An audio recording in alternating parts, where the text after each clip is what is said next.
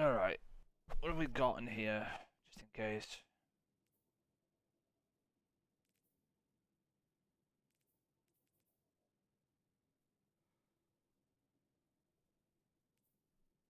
Zone cap?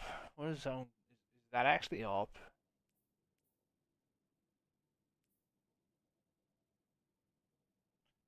Complete encounters in the Nether with runic enhancements equipped that are worth at least 5 sigil shards. Okay. These things, I think I have an idea what these things do now. I think.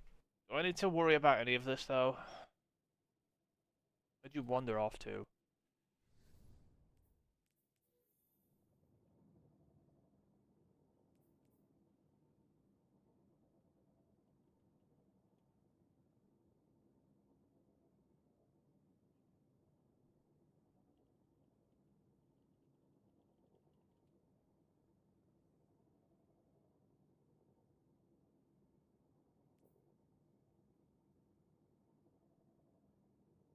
To beautiful Bungie HQ here in Bellevue, Washington, where we come to you from a crisp, cold morning to share a little bit of what's to come with Heresy Act 2, and just for fun, a little bit of a sneak peek to what's to come with Act 3 as well.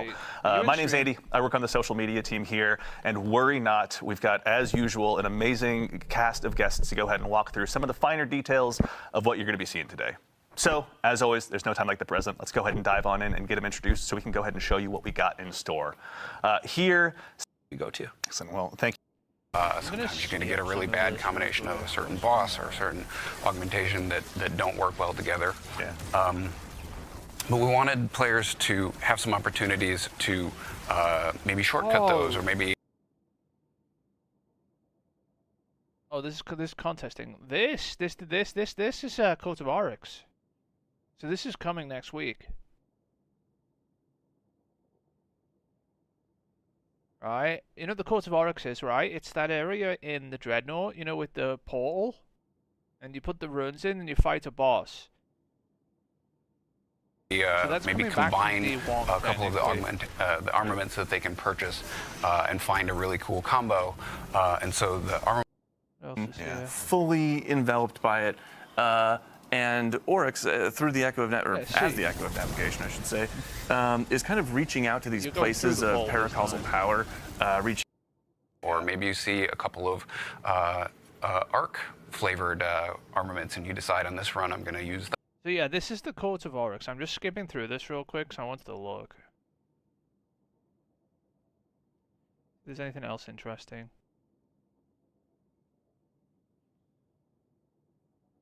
These are still... Oh, God.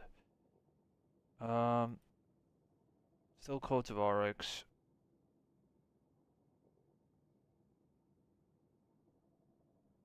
Is this a fusion rifle? Looks like a fusion rifle.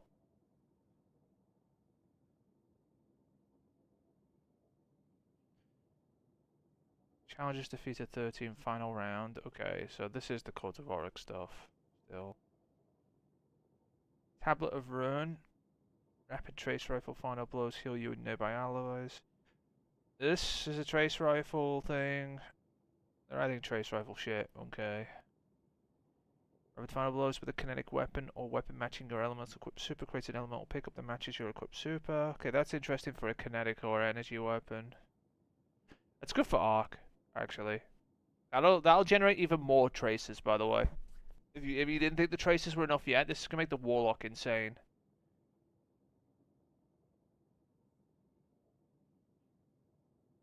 Guardian Games, oh yay. How do you feel about Guardian Games, Mark?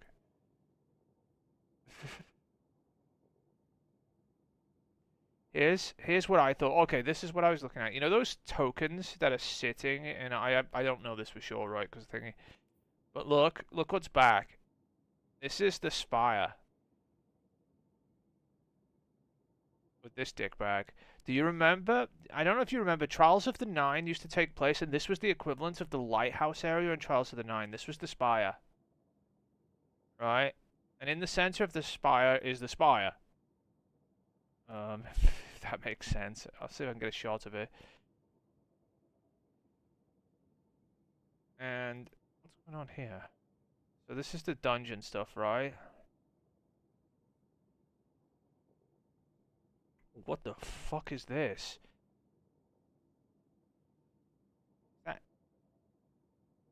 That's a breech loader, right? Yeah, it is.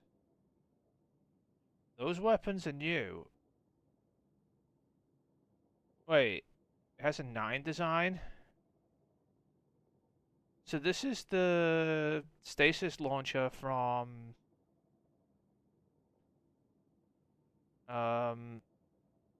Spire. No, not Spire, from Ghost of the Deep.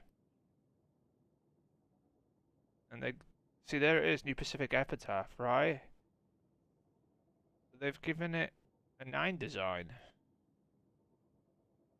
Why don't you just make a new gun? I don't get it.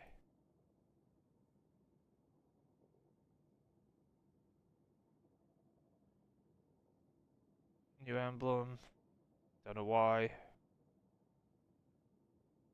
The brig thing, look. Absolute hoot to see in development, honestly. Yeah, and when it comes to like, this is a PvP thing, we say competitive, but this is a goofy, like, this is fun. You're sitting down on a Saturday night, you're chilling with your buds. God damn no.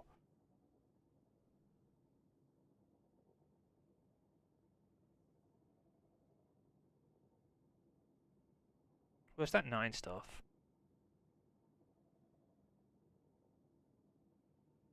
The 9 associations, but also Spire of the Watcher and Ghost of the Deep. So these 3 dungeons, you know, we've seen a lot of reaction, positive reaction to the contest modes for our new dungeons as they've come out. And we were thinking, you know, what would it be like if we were able to go back to our older dungeons and experience that kind of level of challenge and see how things play out in, you know, these older dungeons with some tweaks and some tuning and some additional modifiers and things like that to really like bring the challenge up to kind of contest mode levels, right? So we're like, okay, we got this great, you know, set of dungeons. Let's really put the screws to our players and see what they can do in a hard, you know, mode for these dungeons. Yeah. But then at the same time, we were like, well, you know, a lot of these dungeons, you know, there's a lot of players out there that haven't gotten to experience them because they can be pretty intimidating. They are, you know, mechanically a little more intense. They don't do a lot of hand-holding in the activity. And, you know, they often require, or at least, you know, incentivize you to play with other players, right? So we were thinking, like, what if we could take this event as an opportunity to introduce these classic dungeons to, you know, a whole new audience by way of what we're calling Explorer mode. And so basically we've got new stuff at the top end in Ultimatum mode. We've got new stuff for... What I can do, actually. Hang on.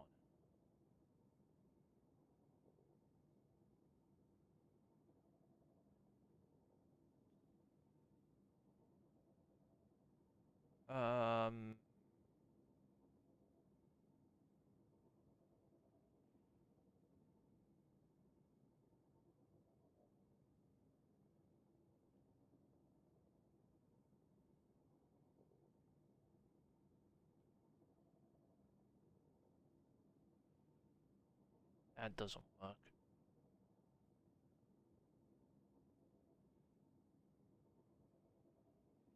Okay, add,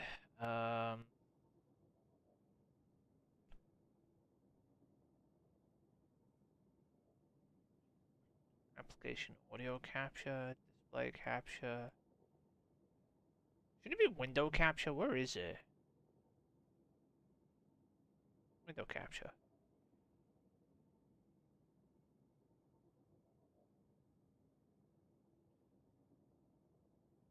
Select window to capture.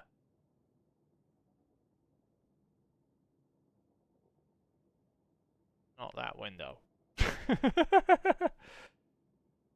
What about this window? Crap. Capture audio. Okay.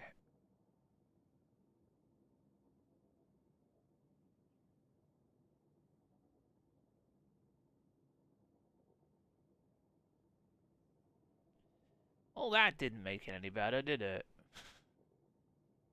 Alright. I'll get going on the thingies. I'm just playing with something. Sorry, Mark.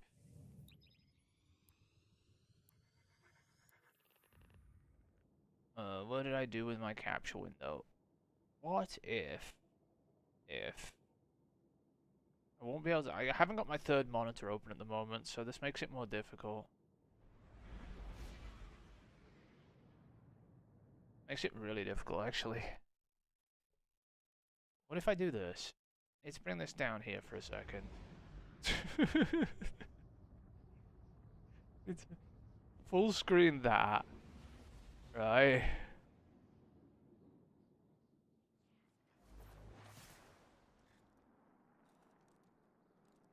Yeah.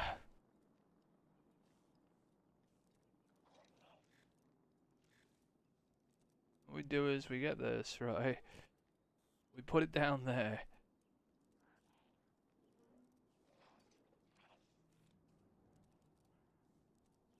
Is that too big? Can I put it in this corner instead?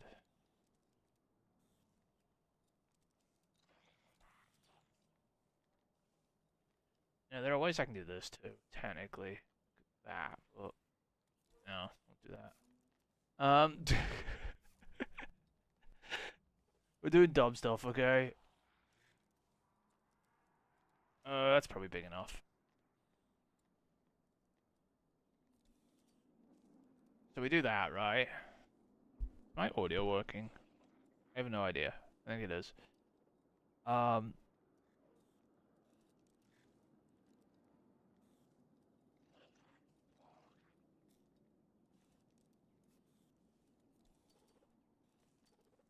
then if we rewind this... Guardians, hello. It's good to see you all again. Okay, welcome back to beautiful Bungie HQ here in Bellevue, Washington, where we come to you from a crisp, cold morning to share a little bit of what's to come with Heresy Act 2, and just for fun, a little bit of a sneak peek to what's to come with Act 3 as well. My name's Andy. I work on the social media team here, and worry not, we've got, as usual, an amazing cast of guests to go ahead and walk through some of the finer details of what you're going to be seeing today. So, as always, there's no time like the present. Let's go ahead and dive on in and get them introduced so we can go ahead and show you what we got in store. Here, sitting to my left, up first, is someone who, if you joined us last time, is someone that you may have already known. Rather, sorry, I'm going to go ahead and just make sure we get right into your intro. Someone that you may already know, narrative architect here at Bungie, the one and only Mr. Nico Stevens. Nico, how's it going today, man? It's going great. Thanks for having me, Andy. How are you doing? I'm doing so well, thank you. I appreciate it. So for anyone that maybe didn't join us last time or isn't aware of what a narrative architect does, can you tell us just a little bit about who you are and what you do here? Sure. So like I said, my name is Nico Stevens. I'm narrative architect at Bungie.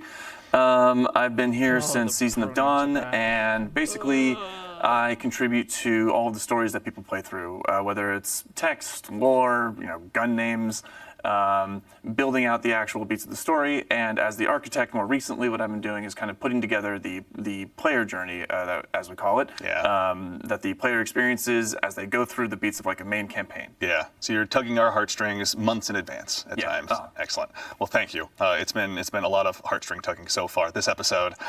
Sitting next to him, we have a new face joining us today, a senior designer here at Bungie, Quentin Quinones-Resin. Quentin, how's it going, man? I'm doing well. Thank you for having me here on the couch. Absolutely. Thanks for taking the time to join us. This is your first time joining us, so really quickly, second verse, same as the first. For anyone that doesn't know you or doesn't get the privilege of working with you here at Bungie, can you tell us just a little bit about who you are and what you do here?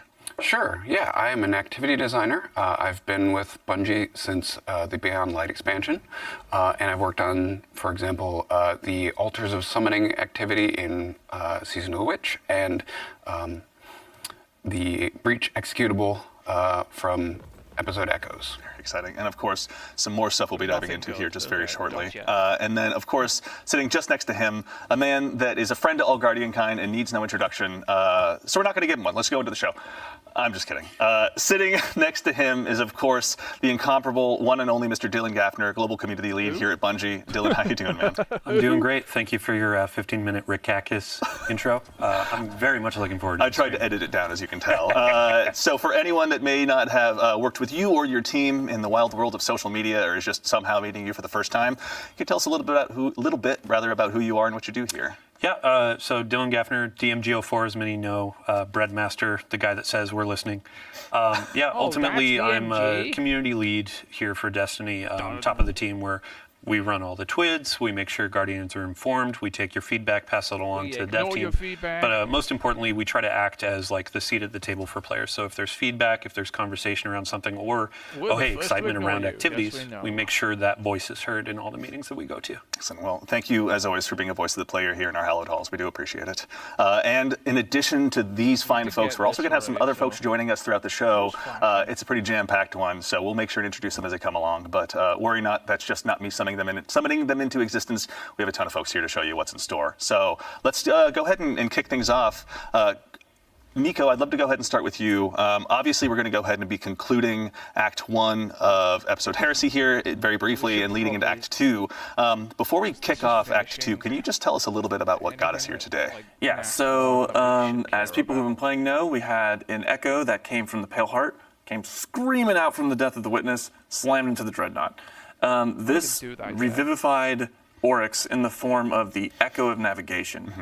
We found that during the finale of our first act, and over the course of searching for it, we delved deeper into the Dreadnought, started uncovering taken powers, and we met an enemy of the Dread who has taken something from us. Interesting. And also, in addition to our enemies, there's an ally of ours that had a very difficult start to the story. Are we going to be seeing more of Eris's story as we dive into Act 2? Yeah, so let's see. So back in Act 1, anybody who's playing through that first mission, you recognize that we had to change Eris's class designation from Lightless Hunter to Shish Kebab. How dare you? But in Act 2, you're going to be hearing some whispers from beyond the veil as you're going through Nether, as you're going through Court, and as you're exploring those activities and exploring the Dreadnought more, you're going to be picking up some of these messages and hopefully being able to reach beyond that and see what's on the other side. And for our eagle-eyed players who played through the first act and saw that cutscene where Eris died, they see her wake up in this ascendant world, very much resembling a throne world. Yeah, there's been some educated guesses in that direction, but obviously there will be a lot of lore to dive into, so Vase, if you're out there, maybe you can help us out and kind of tell us a little bit more about what's to come. Excellent. So that sets the stage, but we're also going to go ahead and dive into an activity here. We've got some gameplay ready to show on screen. Quentin, we've got a new activity that we're going to go ahead and release with Act 2. Can you tell us a little bit about what the Court of Blades is? Sure. Yeah, Court of Blades. When we were talking about bringing back the Dreadnought, obviously we're going to pay some sort of homage to the fan favorite activity, the Court of Oryx, that occurred in this space. But we wanted to freshen it up. We wanted to explore, what does Destiny look like right now? And so taking that and adding to that a lot of the activities recently have been sort of longer form, maybe a little stressful. We wanted to create a shorter, quicker activity that folks can just come and slay out for 10 minutes and have fun. Exciting. So, as we go ahead and check out the Court of Blades, there's a lot of new augments available to players too. Actually, if we can really quickly look, there's some hive statues around. Can you tell us about the augments that players are going to have available to them as they go ahead and try and build their loadout for this activity?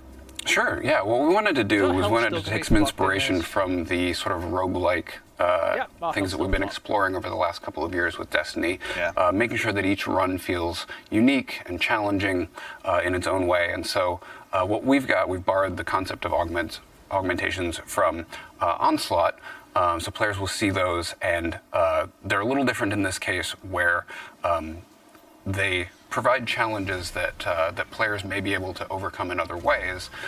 So they're simple mechanically. A single player could go and complete the augmentation, but you might be able to just DPS the boss, pop your super, that sort of a thing, as a way to overcome that challenge. In addition, we've got sort of a randomized set of armaments that players will be able to purchase between phases that will allow them to combat those challenges a little bit when it does that. All right, I say we unleash our fire team here as we continue to go ahead and sort of explore what this has to have, or has to offer rather. But in addition to the augments, there's also going to be some hazards that the Guardians are going to be going up against as well. It's not all going to be just fun and games and building your powerful loadout. Like these folks are here to go ahead and resist you at every turn. What's it going to be like building, your loadouts as you go into this? Are you going to be able to just set one up for the week and move along, or? So the way this is going to work, the augmentations, the challenges that get applied, start to stack the more that you play the activity. And so you might get a really good combination that's very easy for you to blow through. Sometimes you're going to get a really bad combination of a certain boss or a certain augmentation that don't work well together. Yeah. But we wanted players to have some opportunities to maybe shortcut those, or maybe combine a couple of the armaments that they can purchase and find a really cool combo. And so the armaments will actually rotate on a daily basis with the hope that there'll be sort of a meta that generates each day and then refreshes. So as we had our fire team hop through that portal, and Nico was like, "Ooh, I know. what we got? What we got?" I had the same reaction actually. So these arenas are going to take place obviously across the system. Nico, can you tell us about the eagle-eyed folks in chat? Obviously, are kind of calling out where they believe that was. Can you go ahead and confirm to us where that arena was? So the title of that area that you saw was Remnant of Silver, and that is on Io. It is in the cradle area where the Tree of Silver Wings was. Yeah. And as players know, we have seen Mars come back, we've seen Titan come back, we've heard of Mercury, even though we haven't gone back and revisited it yet. Io is really the only one that we haven't really talked about at all.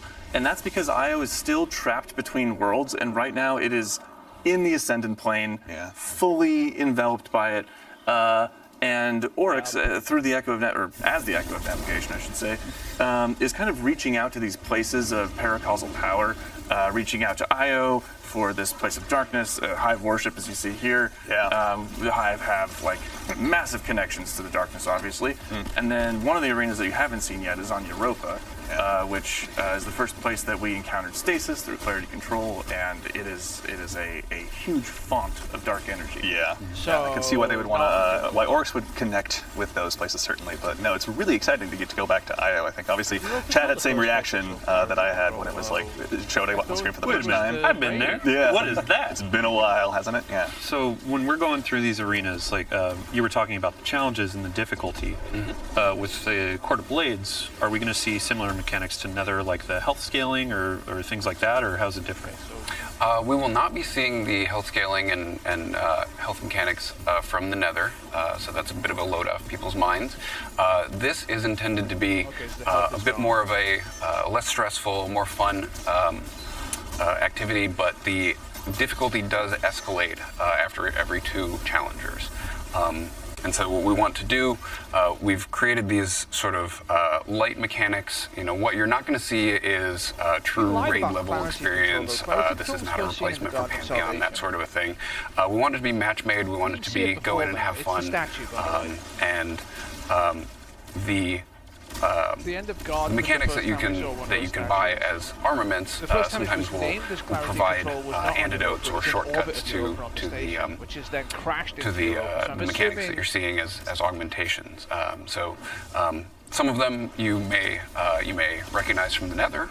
Some of them are going to be brand new, and a few of them are actually going to be things that we've taken from some favorite exotics, such as taken, as we see on the screen. Sure. Sorry, how dare you? Such as we've taken the effect from Sunbracers off, and that is a thing that you can actually purchase within this this activity using the currency, and maybe combine that with something that increases ability regeneration, or maybe you see a couple of arc flavored armaments, and you decide on this run I'm going to use those. So it's about mixing and matching and finding what works on a particular run. A lot of chances to really exemplify your build. So also there's, in addition to kind of the standard run through that we're seeing right here, is there a higher difficulty mode available as well? Sure, yeah. For people who like a little bit more of a challenge, we're going to have an expert version of the activity. Both will actually be a really good place to find the Act 2 weapons that will drop more often in both versions of the activity, but the Adept versions will only drop in the expert mode. Got it. Okay, so good reason to go ahead and make sure you got your build all tightened up. You're focusing on those augmentations and just, really go ahead and try and slay out, I think, honestly. I'm just going to steal your phrasing there because I can't think of anything better. Sure. To that end as well, Nico, we're going up against, you were mentioning at the end of Act 1, Xivu and Savathun were none too happy with Oryx's answer and demeanor towards us. Who are we going up against as we go ahead and fly through this activity? Yeah, so a little bit of a refresher. The finale, we walked in, we saw the Echo of Navigation, and this is where Oryx learns that we killed him in the Taken King. Yeah. And his response is, "You killed me? Very cool." Yeah. I'm super into that. How refreshing. I was like, whew, finally one less hive god to be mad at me, yes, right? exactly. Yeah.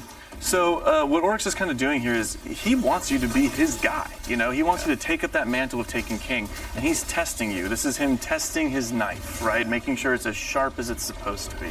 And while he is doing that to prove that you are the Taken King, Xivu is here saying, no, I want my brother back. Yeah. Let me give you another champion. She's presenting her own hive champions, trying to say, let this be a vessel for you. Yeah. Much like we saw in Pit of Heresy, it's a similar idea to that. And then Savathun, on the other end of the spectrum there, is saying, this is stupid. We should all just move on from this chain to the sword logic that we have. Yeah. Stop being shackled to these old ideas. Yeah. We can all be free. That sounds kind of heretical. It does sound a little heretical, a little bit, yes. I mean, we have to give a shout out. So Oryx has been kind of whispering in my ear through Nether and through the activities of Act 1. I'm assuming we'll see more. Of course, we've hidden the VO, we've hidden the subtitles and stuff to avoid spoilers. But I wanted to give a shout out to the voice actor. So the voice actor for Oryx is Joshua David King. They did a fantastic job every single time we were in the recording booth. All the narrative designers, our voice director, everybody was just losing their mind over the performance. It was fantastic. And you get to see it in the game. It's amazing. Yeah. It's always wonderful seeing like Morla coming in, bringing Eris to life, and then in this case, Oryx is alive. Yeah. And this is the first time that we're having kind of a relationship with the Taken King. Yeah. So, And it was a big deal for us because we wanted to make sure that we did that character justice. And they didn't really have Oryx as a character didn't really have a suite of voice acting before. So we wanted to make sure that it felt true to what Oryx was back in the Taken King, as well as now with the Echo of Navigation. evolving from just grunts of like, take it, and now it's like, yo, sword logic, you killed me, you're cool. I'm more verbose now. Yeah. Oryx has been really reading the thesaurus recently and making sure that he's got his vocabulary all up to snuff. Actually, as well, really quickly, Quentin, I'd love to go ahead and check with you as well. There's new. I think we were talking about the shaping slab earlier as well before the show. What sort of additional enhancements are available there? Sure, yeah. As people will have seen in Act 1, there's a set of upgrades that they can purchase and slot in based on how far they have ranked the vendor that are specific to the Nether and the requirements of that, providing a free revive token, things like that. Court is going to get a whole new set specifically for it, as well as some permanent upgrades to help players deal with the heavy and increasing challenge as they get deeper and deeper and try and up that score of how many challengers they can take down in a single run. Chances for our creators to make some guys. Maybe Abontis can help us out this time around. We probably got something in store there. But we now actually would love to take a moment to introduce another new face to our couch for the very first time to help kind of talk us through some of the weapons that are going to be available to you as we go ahead and kick off Act 2 of Heresy. We are now joined by the one and only associate designer here, probably the one and only Morgan Dickens, associate designer here at Bungie. Morgan, how's it going today? It's going well, thank you. Absolutely. So for anyone that doesn't get the chance to work with you at Bungie or is unfamiliar with your work, can you tell us just a little bit about who you are and what you do here? Yeah, absolutely. So I'm Morgan. I'm a weapons designer here at Bungie. I work on the origin traits and perks and just the general gameplay for the weapons. I did the Act 3 weapons and the Telesto update, if that tells you anything about me. That's true. So obviously we have Morgan to blame/thank, depending on what side of Telesto you're on, for the new catalyst. There were some whispers of Telesto's broken on me when I was like, what do you mean broken? And then it's, oh, you mean like good broken. You're right, yeah. So good job. Community loves it. Thanks, chat, for shouting out. Yeah, as we all collectively wiped our brow, and we're like, okay, cool. Celeste was broken, and Morgan hands us another win. So speaking of, we're going to have some new weapons. The folks in chat have obviously seen the. Let's tell you about. Let's go ahead and start with what's here on screen. The glaive that we're looking at right now. We're going to have some new weapons joining, but can you tell us a little bit about the glaive we're looking at right now? Yeah, absolutely. So this glaive is Refusal of the Call. It is our second kinetic slot glaive that we have ever done, and our first strand glaive. Oh, it's a strand glaive. Okay. So this one, as someone who's been humbled by glaives more often than I care to admit in the Crucible recently, what are some roles we should be looking forward to with this one? Yeah, so as displayed on screen, Sword Logic Discord is a very fun role with good ammo efficiency and really high damage potential.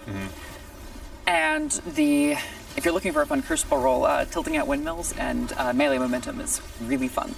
Okay, that's what I'm going to. That's a good name for a perk. Tilting at windmills in Crucible. Yeah. Tilting your opponents. Why do you stare right at me when you say that? I don't know. But I do want to make another call out. So in Act 1, we were talking about, when you're going to the Dreadnought, it's peeling back, the skin is coming off. When we were just looking at this glaive, they all follow that same theme. So right now, you have a big sword on a big stick that's covered in teeth.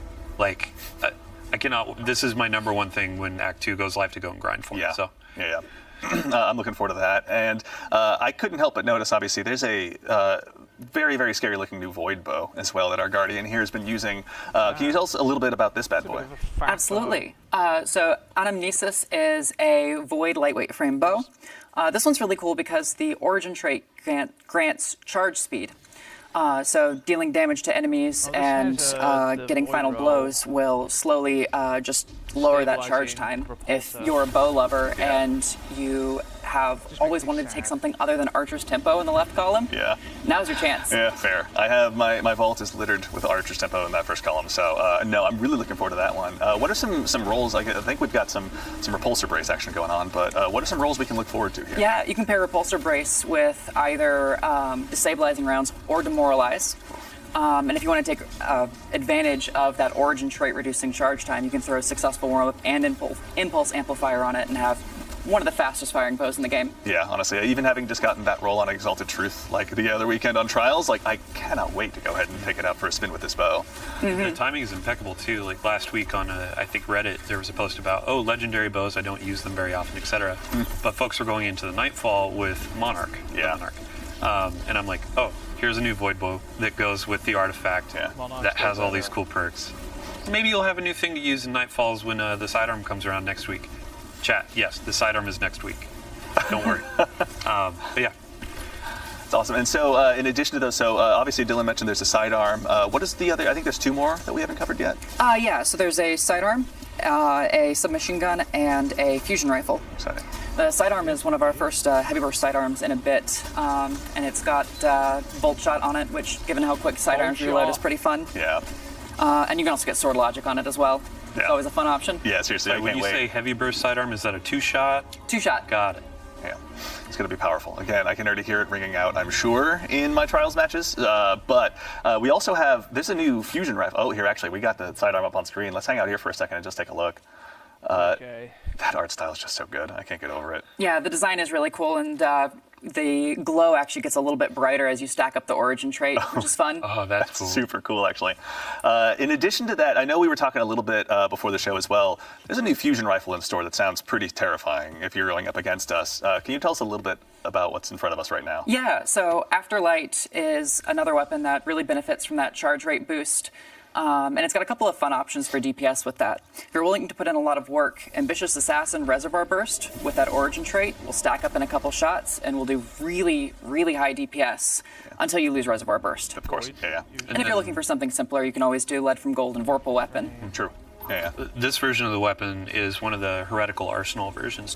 So if you're going into the expert difficulty of Court, you can get some of these to drop as you're playing with your friends. It has the 2 perks in each column, and then it has the extra origin trait from King's Fall, narratively tied in. Pretty good. Yeah. Thank you, Sandbox team, for the cool stuff. Thank you, Sandbox team, for the cool stuff. Not King's Fall's origin But then also trait. on top of that, you have your Tome of Want. So if you're just looking for roles, trying to get more of the sidearm, the fusion, etc., these will be additions. You go and you get your slabs from the chests or doing the activity, and then you can use it in the court to get more drops, or you can actually go into Nether or go into Crucible or whatever and have a couple of those extra drops come in too.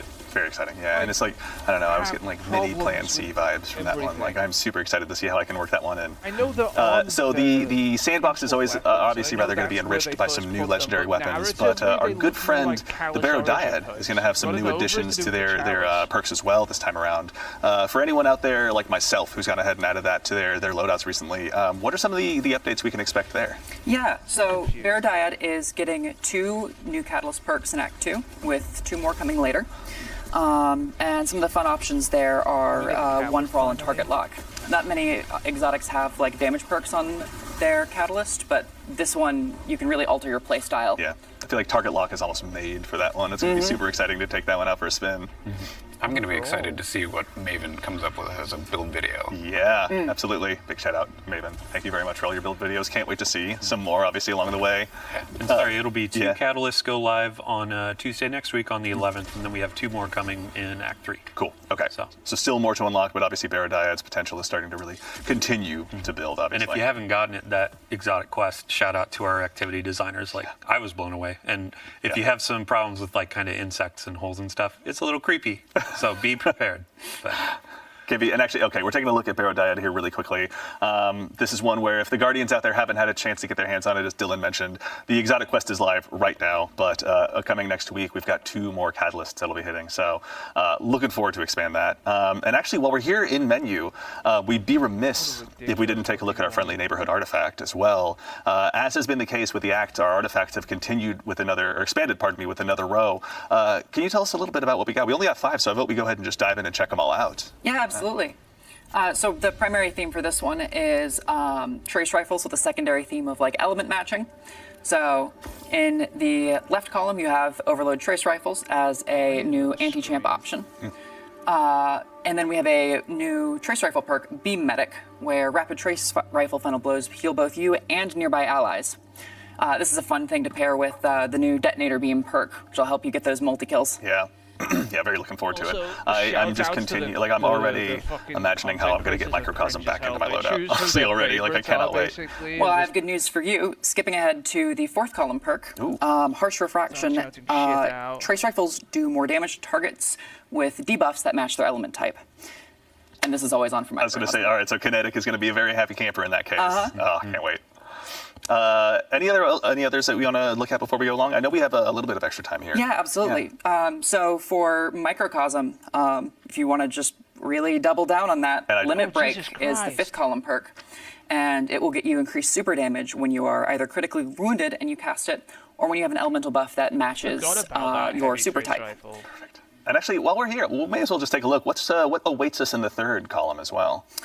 So the 3rd column is a new artifact perk that will help you get more access to elemental pickups, like Tangles or Fire Sprites. Rapid final blows with a kinetic weapon or a weapon that matches your equipped super will, grant you one of those. Perfect. And it can be boosted by the Tome of One. Very exciting. All right, so our trace rifles are really going to go ahead and get a lot of additional mileage here, it looks like, honestly. I got to give a shout out to our icon artists, too. So, like, Prometheus Lens is my favorite trace. Like, Laser Tag Weekend, some people just immediately melt and they're like, oh, God. But that was a really fun time. I was going to say, you were not one of those. Yeah. Oh, I was so excited. We had Urk at the time reached out and asked, can we put Prometheus Lens on Xur? And I was like, why would you do that? Yes!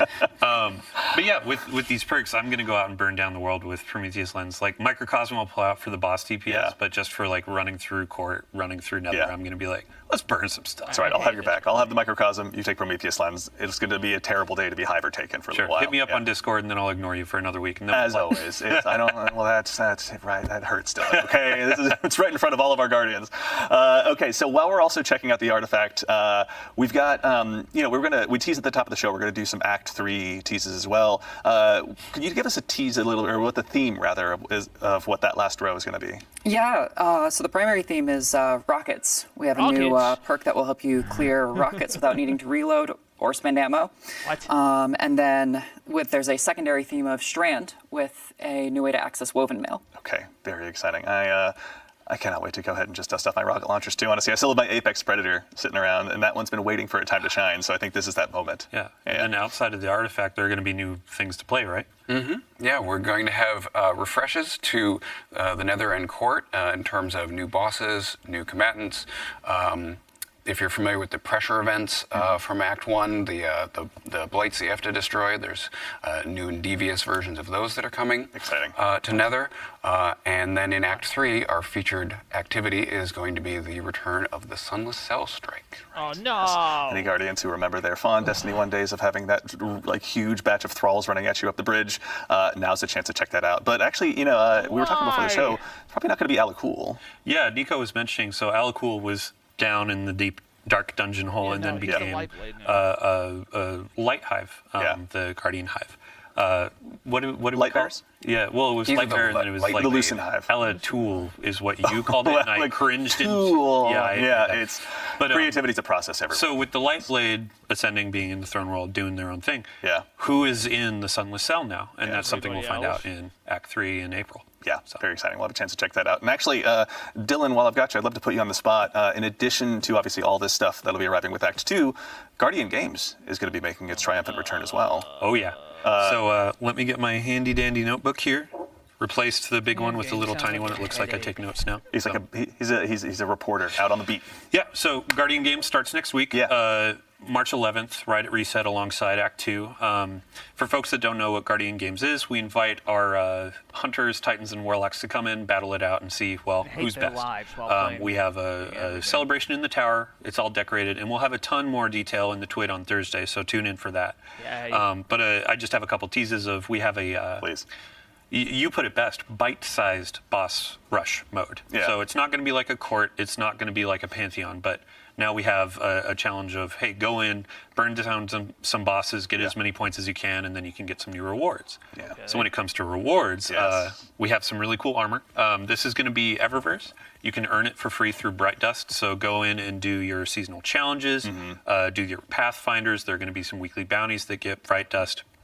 And you can see that we're going with more of a gladiator theme, where previous it was like, let's go into sports, let's go into these things. Now it's like, hey, gladiators, you're going to go in, you're going to destroy these bosses, and it's going to be a really good time. Yeah, I'm excited for that Hunter Cloak for sure. And then all players are going to be getting a specific class item to engage with the event as well. That's right. So, okay, the Hunter is holding our new premier legendary weapon that's going to be coming out. Right. And now I pass it off to Morgan because there's some really cool perk rolls that you can get on there. Yeah, absolutely. So we had the Arc Trace Rifle in Iron Banner, which has more of a PvP focus. This one has more of a PvE focus to go along with the boss slaying theme. Yep.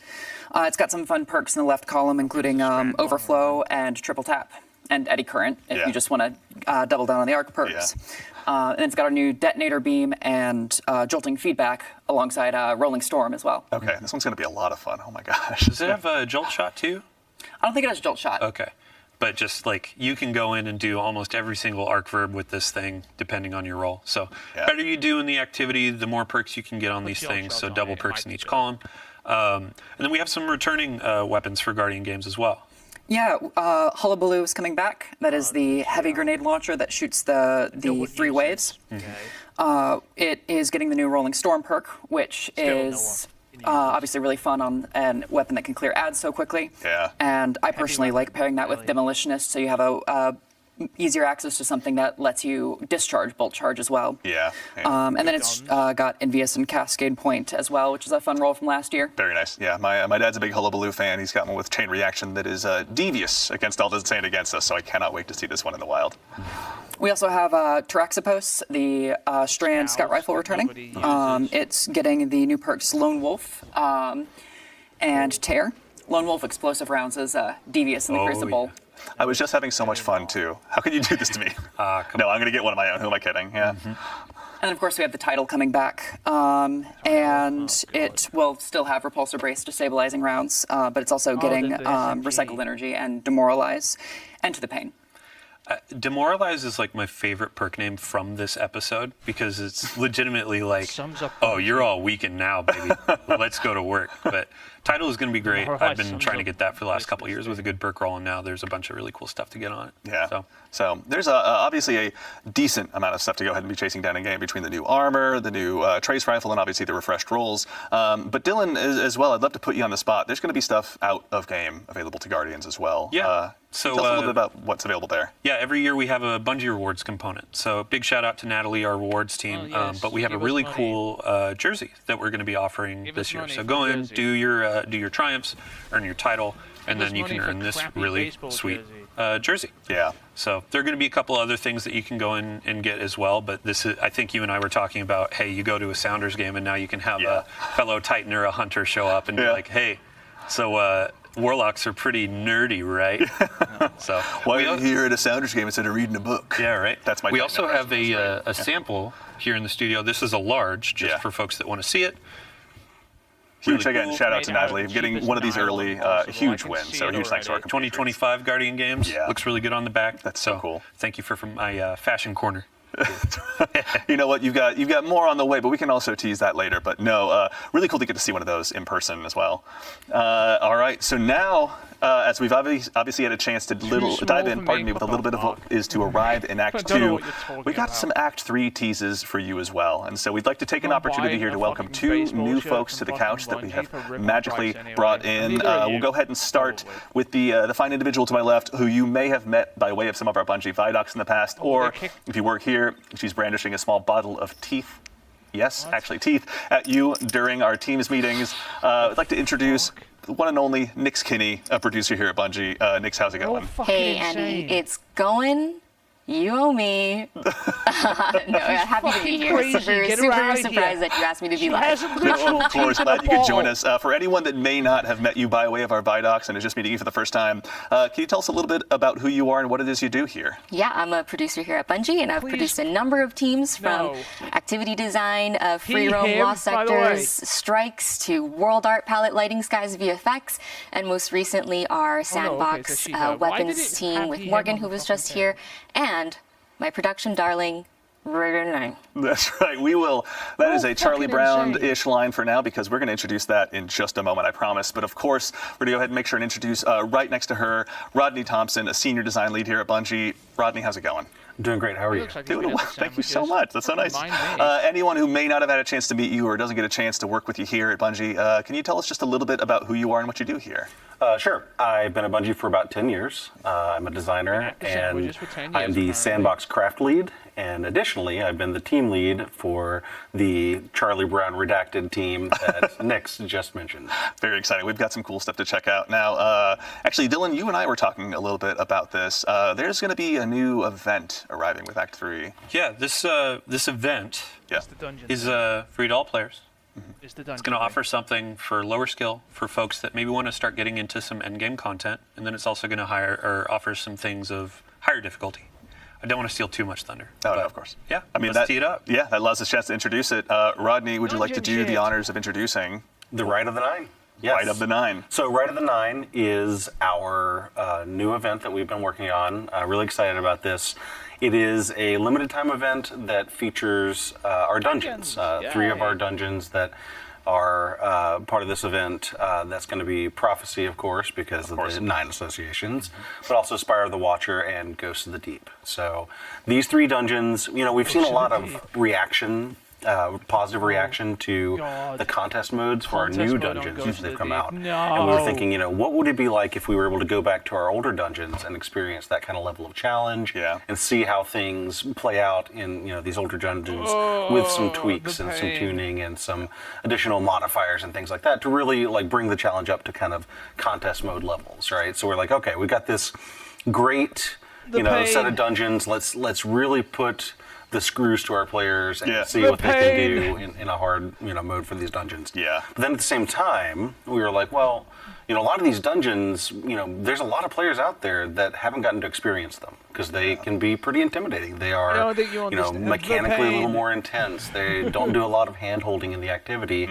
And, they often require, or at least, incentivize you to play with other players, right? So we were thinking, like, what if we could take this event as an opportunity to introduce these classic dungeons to a whole new audience by way of what we're calling Explorer mode.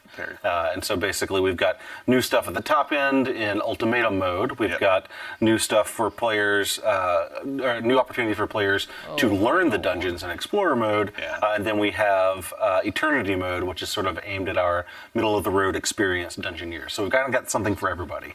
Excellent, awesome. Well, we've got stuff to actually show live out here. Tell you what, why don't you guys tell us just a little bit about where we're at right now? Sure. So this is the social space for the event.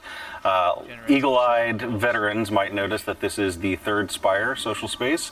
It was originally used for the Trials of the Nine PvP event. But it's been a while. It's been since year one since you could go to this space. So we're bringing it back for the Rite of the Nine event. You can see off in the distance there as our brave/reckless guardian runs off into the horizon. You can see, there we go. It's a death button intrepid one at that. So you can see the Spire of the Watcher tower off in the distance. That's indicating that during the week that we have this set for, Spire is the featured dungeon. So there's going to be one of these 3 dungeons featured during each week of the event on a sort of rolling basis. Okay. Yeah. So here we're obviously this is a familiar face as well. What are some of the things we're going to be able to get up to here? Obviously, thank you, Gemini. We appreciate the introduction. So the Emissary is our vendor, and the Emissary offers you quests, bounties, rewards, a wide variety of things to do during the event. Like I say, it's all dungeon focused, but we're going to be leading you into those dungeons and giving you rewards for beating them on the various difficulty levels. And I'd be remiss if I didn't mention, I believe I see some weaponry here in the background. Yes. What are we looking at here? So for this event, we have taken 4 of the weapons from each of the featured dungeons and given them a big revamp. We've redone their perk pools, introduced perks that have come in over the season since the dungeon was released, and put those into these weapons and really given them a good juicing up as far as like the perks that are available. And what you're sort of seeing here is the ability to attune to these various weapons, just like you could during Into the Light with the light weapons, so that if there's a particular one of these that you really are hunting a certain role, you can attune to it, get more drops of that weapon during the course of the event. Very exciting. Okay, that's again, we see some fans obviously in the house here. So we've got, as you were mentioning, Ultimatum mode. We can go ahead and talk a little bit about later. But as we noticed, Spire the Watchers here. Nix, can you tell us a little bit about Explore mode and how you guys kind of built that and what that process was like? Yeah, playtesting for Explorer mode was truly so cute because it required us to find people in studio who had never played dungeons before. And that means we sourced folks from all corners, all levels, and made them equal in the name of a dungeon. So it was really great to see them go through our dungeons and having us tune it so that by the end of our playtest series, I think they just grew into folks who were really quite adept at dungeons, and I want to say can go on to even solo them if they wanted to. Yeah, I mean, it's a great starting point. I think we were talking a little bit before the show, but Explore mode obviously grants the opportunity, one, to just learn, to just go ahead and kick the proverbial tires in the dungeon, figure out how Arctrition works, which we can see here in just a second. But for folks like myself who do really enjoy running dungeons, and I've only soloed one dungeon, but if I wanted to go ahead and really get all of my strats ready for a solo, maybe a solo flawless run if I'm lucky enough, this seems like a great way to approach that. It'll teach him how for sure. I mean, there in the Explorer mode, you have some tool tips, so that'll give you some idea of how to navigate these puzzles, and also some waypointing to help you get through some tricky areas that you may not be able to find on your own. Yeah, there's a lot of minutia to always find in these, and it may not always be obvious which way to go. And so you guys, like we were talking about before the show, you actually built some new tech to help kind of establish those breadcrumb trails for the Guardians. All right, we're about to dive on in actually here as well, but very briefly as well as we go ahead and prepare to land, a brief touch on Ultimatum mode as well. What are some of the key differences between those two experiences? Sure. So while Explorer mode, of course, is aimed at people who maybe not as familiar with the dungeons or never really given them a shot, Ultimatum mode is for players who are familiar with the dungeons and are used to a high level of play. So they're going to be our most challenging. They're going to be at sort of a power level equivalent of contest mode. So you're going to be facing tougher enemies. And then we're also using some activity modifiers to sort of craft the experience experience and make it a little more challenging, but also just give you a little bit, require you to make a few decisions before you go into the dungeon or before you go into an encounter that you wouldn't otherwise necessarily be thinking about. So for example, we're using the not swap activity modifier, which basically means you need to keep one exotic equipped for the duration of an encounter. That's just sort of a way of saying, like, okay, we need you to really focus on thinking about this encounter and figuring out how you're going to tackle the challenges associated with it. And then both Eternity mode and Ultimatum mode are scored on a per encounter basis. So the higher your score in that encounter, the better the loot drop is going to be. You'll get double perks in different columns and things like that.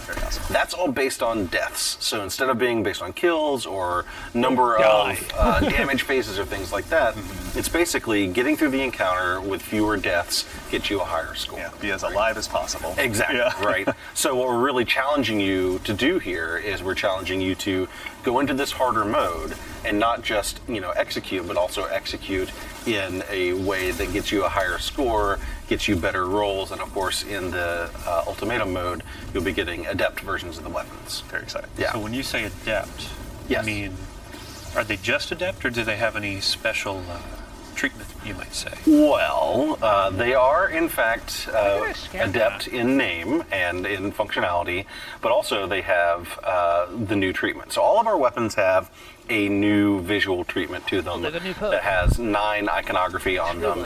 And let's see here. Yeah, we got some that are coming up right now. There we go. So this is a great example of a sort of baseline drop of New Pacific Epitaph that has the new visual treatment. You can see the 9 iconography on it. And you can also see like it's got the color palette at base for it. So all of our weapons that will drop during this event will have a new visual treatment. It'll also have the new event exclusive origin perk, which is Gravity Well. This will drop on all weapons that drop during the event, and is only available in Rite of the Nine. So it'll be exclusive to this event. Very exciting. And then I think Guardians out there, we've referred to them as holofoils in the past. So as you're going in, you're doing a harder difficulty, you're earning these adepts. They're going to have the animated holofoil, giving that galaxy background, kind of showing I ascended the mountaintop. I actually went and earned this really dope loot, and I did it in a way where I got my god rolls. As someone who's still brave, or rather proudly wears his brave arsenal as much as he can, I cannot wait to go ahead and dive into this. So actually as well, now that we're in Explore mode, checking it out, Rodney, can you tell us some of the key differences, key changes you all made to make this a more accessible experience for you Guardians? Sure. So one of the things you'll note is that we're using the in-world tooltips to teach you some of the mechanics. So this is something we've seen used in the Nether and in other places in the game so far, and we're continuing to expand that out as a teaching mechanism. So as you are playing through Ultimatum mode, you'll see these tooltips come up, and we have them all over the place anytime a new mechanic gets introduced. And it basically is a way to, in-world, see, like, okay, this is how this mechanic works. We're also using waypoints. Here's a great example of one of our teaching waypoints that sort of shows you, hey, here's where the path is supposed to go, and kind of direct you in a lot of the places where there are not as obvious paths through the dungeon, right? Yeah. But yeah, like those tooltips and waypoints, we're using those in the encounters to teach you the mechanics. And we do that like the first time you see it, so that later in the dungeon, when you are encountering that mechanic again, you'll have already learned it, and you can take your time and read the tooltips, execute the mechanic at your own pace. One of the things we've done is we've removed darkness phases, and we've reduced the revive timer down to 5 seconds in Explorer mode. Very nice. So that there is no real penalty for failure. Yeah. So if you're just trying to learn the mechanics and you go in and you want to look at the tooltips and follow the waypoints at your own pace, and maybe you get overwhelmed by enemies or whatever, that's okay, right? Like, you can kind of take your time. Yeah. I think one of the things we've seen is that a challenge with a dungeon, in addition to the mechanics and the combat challenge, a lot of it is just you have to sort of learn at a fast pace, right?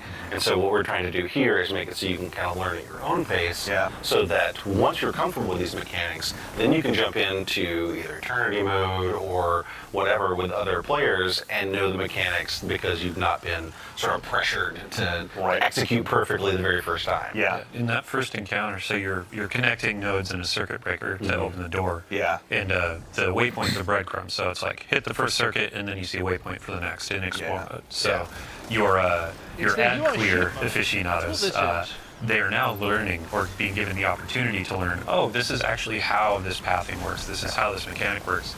So when you bring them in, or when I bring you in. So why did you stare right at me when you were talking about ad clear aficionados, man? But yeah, it's like when you bring them into the higher difficulties of the mode, then it's like, oh, hey, you remember where those waypoints were? You were able to memorize it. You have this like memory. Now you can come in and execute at a higher level. It's aspirational content. Yeah. Here's actually a good example of one of our shepherding mechanics that we've introduced. So basically, you know, we hear a lot of people say like, oh, I want to take my friends through the dungeon that have never been before. A lot of these traversal sections can be really challenging. So in this section of Spire of the Watcher, for example, once one player gets to sort of the midpoint of this traversal section, we have these helper platforms that rise up from below, so that a player who's maybe struggling a little bit with that section can follow along and continue to make progress forward, even though they may not have been able to execute the jumping part. Even a warlock can make it through. Guardian is coming up. I gotta go ahead and get my jabs where I can. So I think I want to put Nyx on the spot. As players are going through this, like we have a bunch of rewards, not just for Explore mode where you're getting the normal drafts and all that, but overall through this event. So. Oh yeah. Well, you get 5 new emblems. Emblem for you. There it is. Yeah, collectors, get ready. An earnable weapon cosmetic and a hoity-toity event exclusive title that you can get from doing some challenging challenges in Ultimatum mode. Yeah, it's going to require a lot of participation, I think we were talking about before the show. Like, these are not ones you're going to be able to earn right away. It's going to take some time. Yeah, it's going to take some blood, some sweat, some tears. Yeah.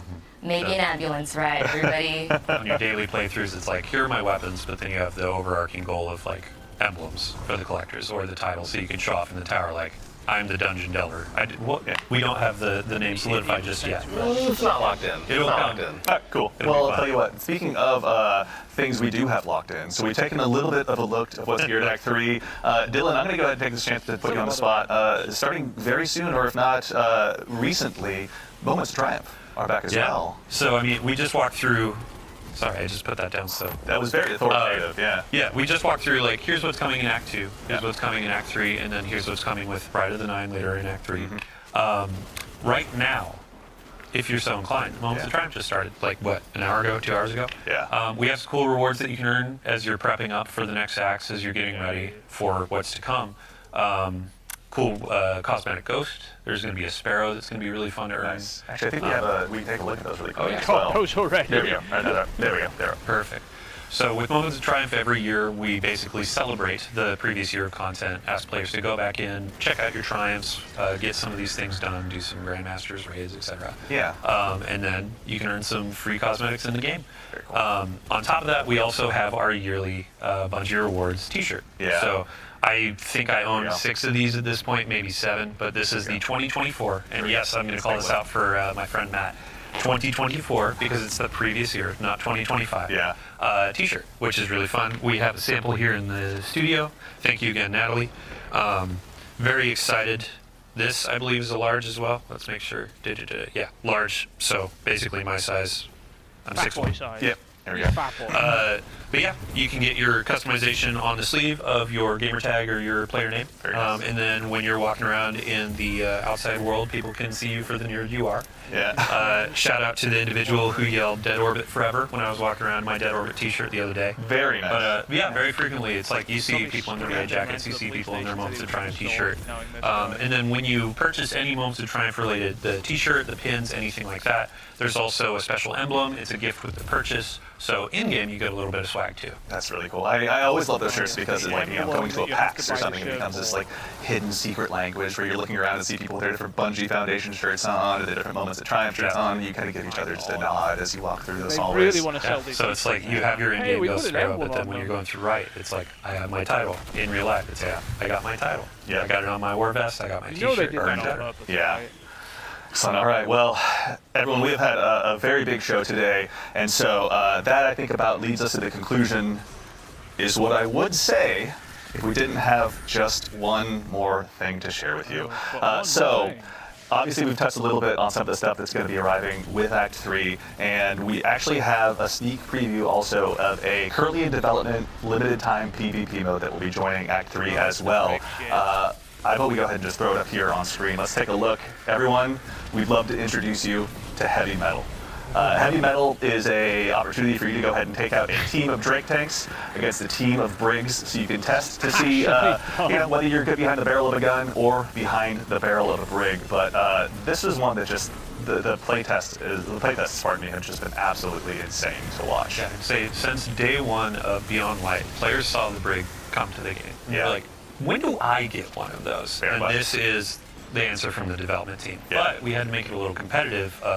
Guardians have had their Drake tanks since Destiny 2 launched. Yeah. They're really fun. Let's see, when you get into matchmaking, who can come out on top. Yeah.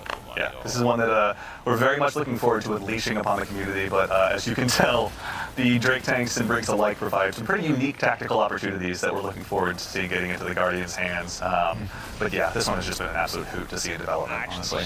Yeah, and when it comes to like, this is a PvP thing, we say competitive, but this is a goofy, like, this is fun. You're sitting down on a Saturday night, you're chilling with your buzz, and it's like, let's hop in a tank and try to do some 360 no-scopes while we, like, boost off of a ring. Yeah, we just finished a raid. Let's have a palate cleanser here and just have a good time. I want to go for a movie of the week. Why don't I hop into Drake and try to get a triple kill? Like, yeah. There weren't enough sick flips in that raid. Yeah. Get out there on my Drake tank. Just how many 360 no-scopes can we get into this thing? We'll find out. Does the Drake take how to scope? I don't think so. But yeah, that's something we'd be remiss to take a chance. Sorry, off screen they just did a huge jump as well. But we'd be remiss if we didn't take a chance to show that off to all of you. So that, for real this time, concludes our show. So a huge thank, of course, to Nico, Quentin, Morgan, to Nix and Rodney, and of course the one and only Mr. Dylan Gaffner there for joining us today. We really appreciate you guys taking the time to tell us a little bit more. Sorry. Thank you for hosting. I'm also here, but of course, more importantly than even me is our fire team in the back of house. We've got Peyton, Ashley, and of course, my compatriot social media, Mitch, out there helping us go ahead and do the heavy lifting behind the scenes. Thank you a ton for joining us as always. To the crew here in house that puts on the show and has to deal with the likes of me, thank you all so much for your time. We really appreciate all of your help. And of course, we'll also, pardon me, ask you all to go ahead and stick around for just a little bit longer, because before we conclude the show, we're going to go ahead and raid Bergen's Star. So do us a huge favor. Sorry, Mark. I don't know if you gave a shit about that or not, or if you'd seen that or not. I hadn't watched it, so I was just watching it. So I just put it up on screen so you could see the little window at least. I'll get rid of it now. Window capture. Delete. And it's gone. Okay,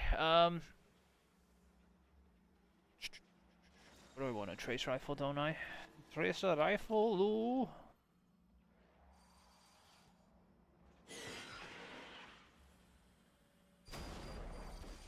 What have we got access to here? What can we use? Oh, I can just use this. At least primary ammo. I'm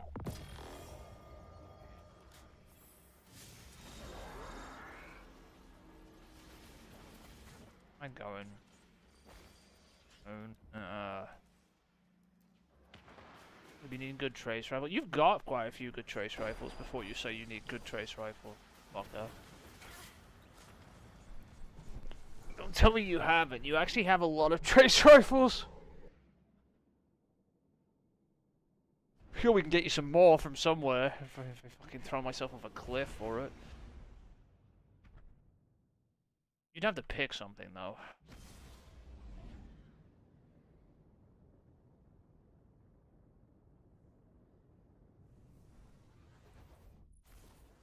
Still can't get this fucking catalyst, which bugs me. Maybe, can we get it next week? Hang on. Are you holding your stuff, your weeklies for the season switch over, Mark? Because it's in, what, 5 days?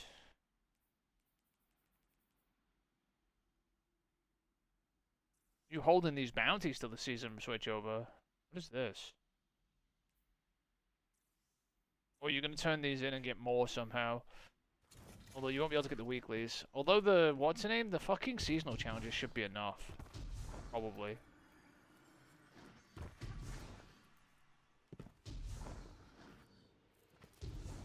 Why am I here? Let's see. Chests on the moon. Rapidly defeated with auto rifles. I need an auto rifle for now. I'm gonna use the trace. I just gotta get the auto rifle one out of the way.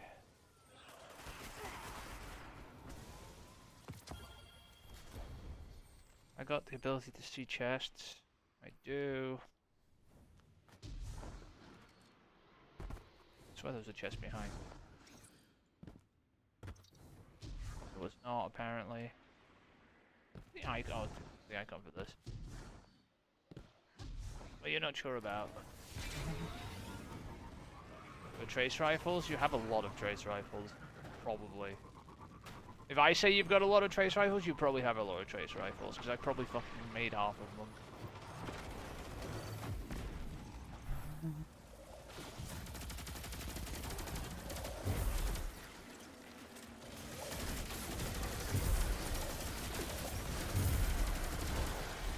This auto rifle is actually really good. I don't know if you've used this thing at all. This thing's fucking cracked now because of the void stuff. It actually is. I told you this thing was better than the SMG, and it fucking is. It's got so much more range. It's got a massive mag. It's actually stupid. What do you reckon?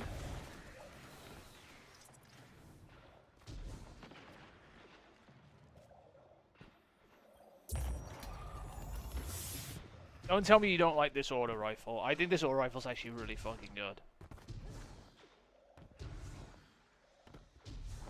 It's probably the best auto rifle this season. If I'm honest.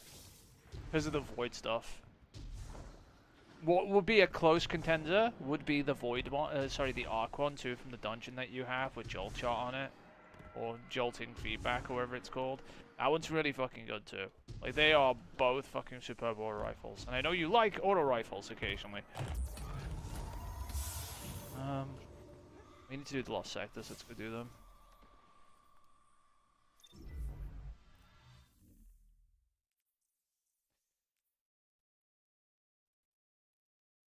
Oh, I should have defeated the streak, so we'll be fine. So, wait, what was that? Oh, I've Sorrow's Harbor. I gotta go back there for a sec. Hate when it does that and gives you like a specific place you've got to be to kill things. And it's like, go here, stay here, enjoy your stay. Don't fucking move from here, kill things. Fuck off, game. When I wanted to go to the dungeon, start doing them. But yeah, this thing is super good, in my opinion. Like I said, it has a massive mag, and you can make it bigger if you really wanted to. You can make it 59 mag if you care. Right? Super good auto rifle. And it's a 750, so it sprays like a fucking motherfucker.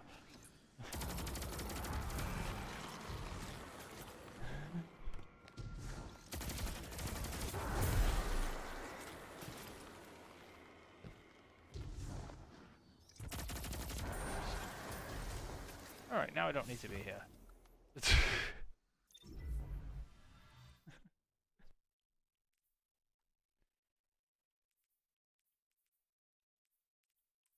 I don't know.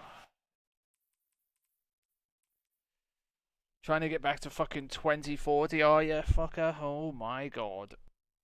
Well, we're at 17, so it's not that bad.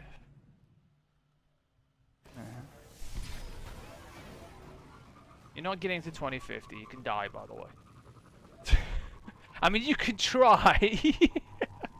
I'll just be really salty if you try to do that. Because that's plus 30, by the way, and you know how painful that is.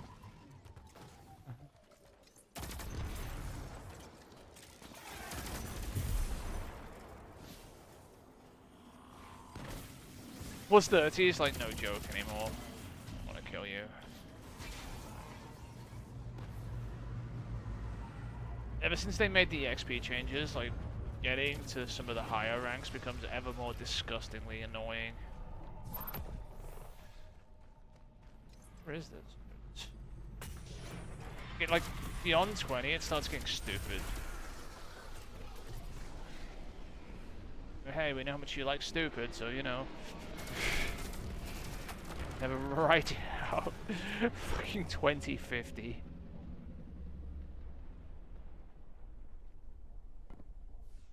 But you must be higher than every lost sector in the land. I don't know about that. Anyway.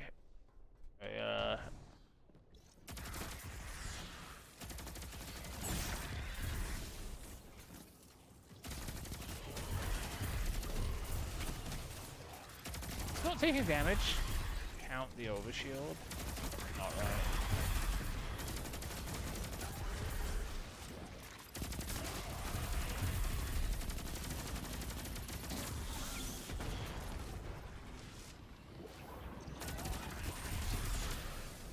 I guess it does.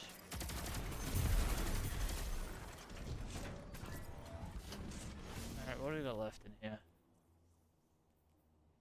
Chests on the moon and the jet. Okay, I can put the trace rifle on.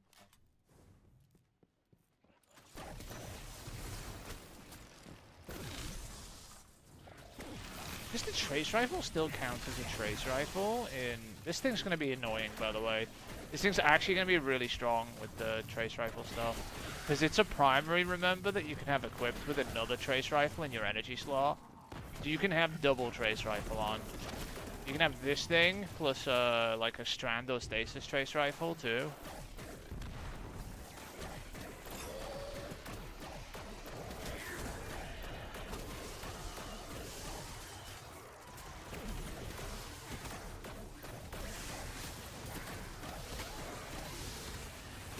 Trace rifle calibration done.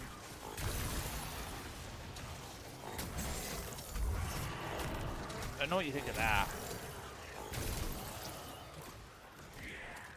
No, we don't get that yet, Mark.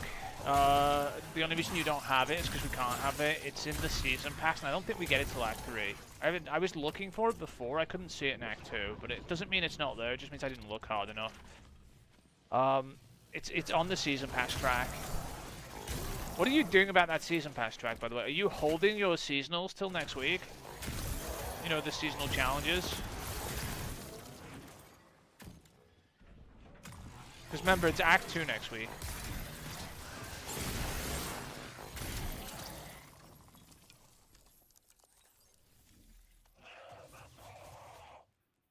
Bounty chest. Do I have any other things? No, I can just put on whatever I want. Just put the auto rifle back on, it'll probably fucking do some of your seasonal crap if I do. Do some of it.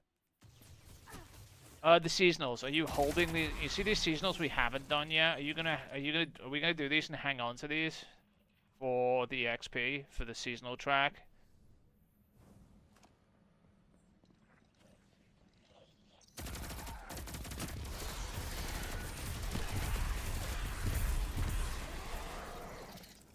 Because remember, it's a reset next week. It's Act 2. Okay. We potentially could put a few more bounties there. I wouldn't go too hard on it, though. I think the seasonals will do quite a bit of it. Actually, we could always put the bounties there, but not use them until we get the weeklies after reset.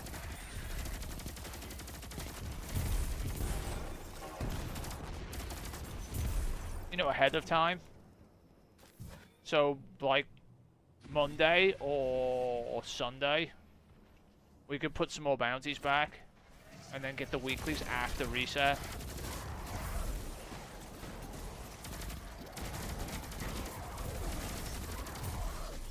You know what I mean? So that way you could use your bounties this week for EXP and then still have some bounties for next week. I don't know, it's up to you, I'm just saying. But you usually do anyway.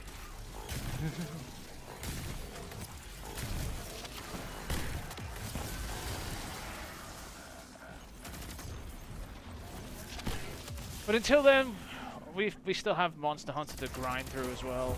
Oh my god. Are you serious about the platinum on that? Because it is no joke. Like, I'm going to be doing that for a while. Like, I'm not even messing with you. It's a rough platinum. Okay, well we're going to be doing that for quite some time. And it's not because I'm slow, it's because it's fucking terrible.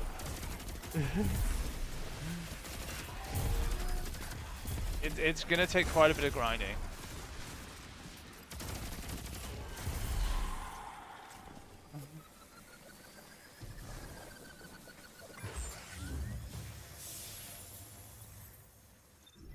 You've already seen I'm not terrible at Monster Hunter at all.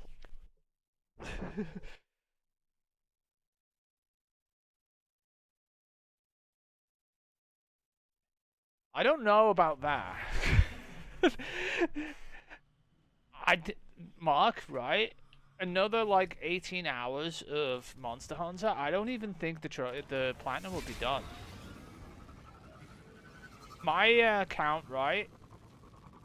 You've seen my wouldn't be 184. No, that's 18, Mark. That's 18 point, isn't it? Yeah, that's 18, not 180. Math, Mark, math. Divide by 10. 180. Take off the 0 is 18. It's not 180. What do you mean? No? No, 18 hours still wouldn't get you. I don't think 18 hours would get the platinum. I'm gonna be blunt with you. I have twice your hours in Monster Hunter that your save does. Yeah, it's not. Yeah, no. You think I am? Right. So my account has about 80. No, I have about 60 hours, right, in Monster Hunter on my account. I don't have the platinum. I'm not close to it. Right. Yours is about 40, isn't it? 20 hours behind mine. And we've still got to grind you to endgame to be able to do the fucking platinum. So I've got to grind your. I've got to start grinding your armor, and your endgame weapon, right? So I've got to start grinding the tempered elder dragon or the tempered, apex predators, in Monster Hunter. I mean, so yay, fun fights to come. They're the tempered hard dragons. I have not done your sword yet because I'm waiting, right? And the reason I'm waiting is because I want to do the endgame sword instead. So there's no point making like a crappy sword right now when I'm going to craft one of the Artian swords as soon as I start grinding the Elder Dragons. I'm just going to get your armor first, right? And then we'll go longsword heavy on, we'll get an Artian longsword and an Artian bow. And those will be your equip, plus Gore Magala armor, which is the best endgame set at the moment. I was just getting set up in Monster Hunter to start grinding that stuff. That's exactly where we're at, if you know what I mean. I ground a set of armor that will let me at least fight and not die to the tempered, Gore Magala, right? And then, Gore Magala, whatever, I don't fucking know. Anyway, and Gore Magalas or something like that, right? Big dragon black wings, right? What that'll do is let me fight those. We're gonna grind the shit out of those for endgame stuff. Now, all of this helps anyway because we've got to do like 100 hunts, 30 captures, fucking multiplayer hunts, Palico hunts. Get to HR 100 anyway, so I've got to grind to HR. By the way, I'm 60 hours in, like I said. I'm not HR 100 yet. I'm HR 94 on my account. And that's a thing. These aren't even, by the way, these aren't even the trophies I'm worried about. The trophies I'm really worried about are the crowns. And I've told you this before. Every monster in Monster Hunter has a size, right? And it has a minimum size and a maximum size, yeah? You with me? So, what happens is every monster... Oh, the fishing's gonna fucking... Oh, I forgot about the fishing too. That one's bad too. You saw how bad the fishing is. I gotta figure out how to fish those fucking big fat fish.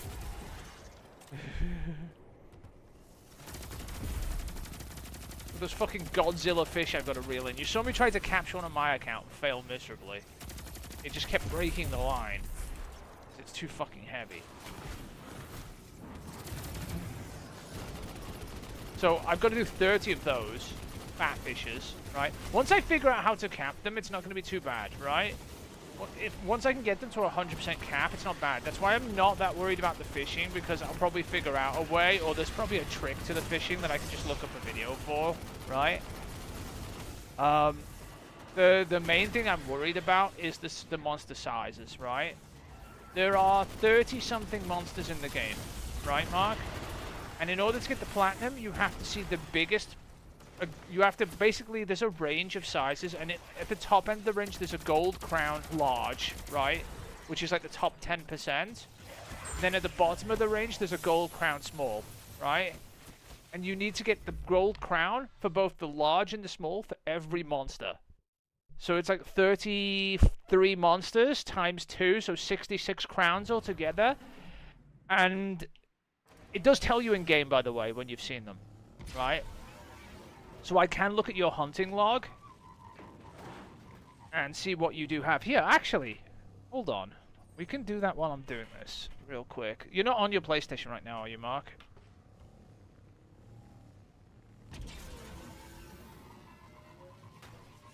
I'm not going to play Monster Hunter now, but I'm going to fire it up. And we're going to look at the crown log real quick and see how bad it is. If you say I can.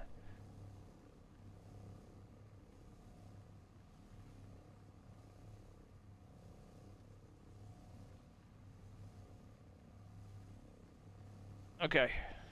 I'll load it up while we're doing this. You don't care while I'm doing this, right? It does slow me down a little bit while I'm starting it, but it'll be fine. I'm just grinding my way through this anyway. Right, so... like, I can do the platinum for Monster Hunter, right? It's... the hard stuff isn't even actually the hard stuff, it's just the grindy stuff for me, right? I mean, I can do the platinum in most games. It's just, how long is it gonna take? Shut up, fucker. You did 2 bounties, I don't want to hear it.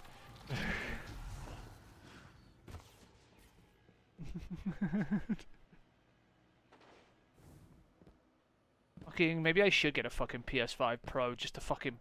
I'm gonna be grinding Monster Hunter for the next 10 fucking years. I'm being genuinely serious. I'm gonna be stuck grinding this for fucking ever. Maybe I should go get one. Oh my god. Any thoughts on that?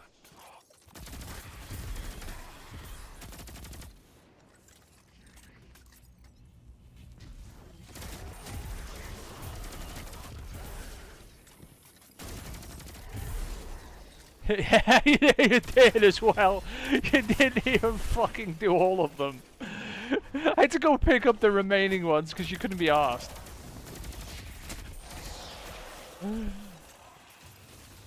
You could have picked all the fucking bounties up in advance, you know that, right? You just didn't want to travel around the solar system. Hey, look, I did a thing, by the way.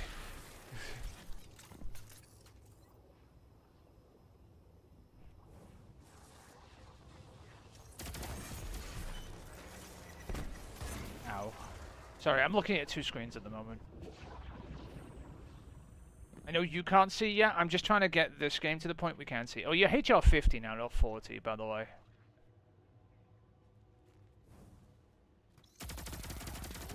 So you're about... Yeah, okay.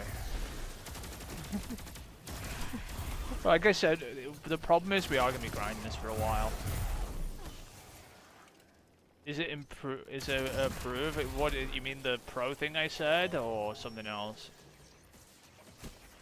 Sorry, I'm a bit behind what you're saying. Well, I'm a bit ahead, obviously, so I have to like figure out when you said it, because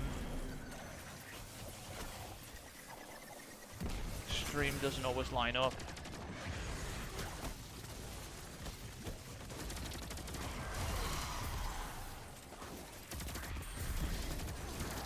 When I get to the end of this last sector, we'll go look real quick, and then we'll go back.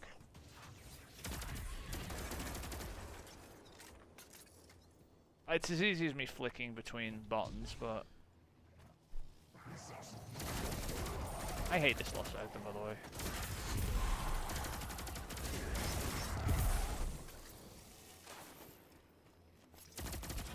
Using the auto rifle is just doing a seasonal while I'm doing this, so I've just got it set to just fucking on, right? Since I don't need a weapon right now.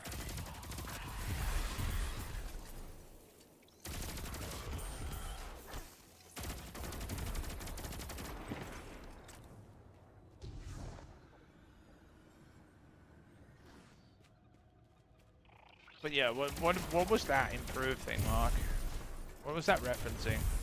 Because I said a bunch of things since you said it, so I don't know what the fuck you said it about.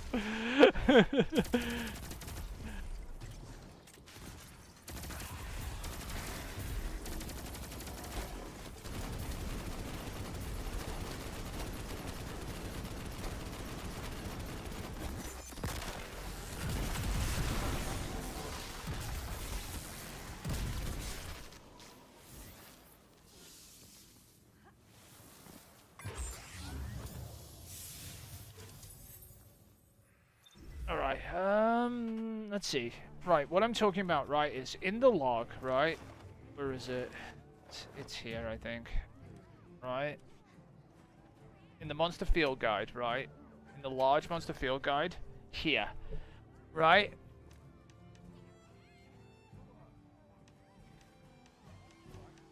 Now, you can see all the large monsters. This isn't all of them, because we might be missing one or two, right? And in here...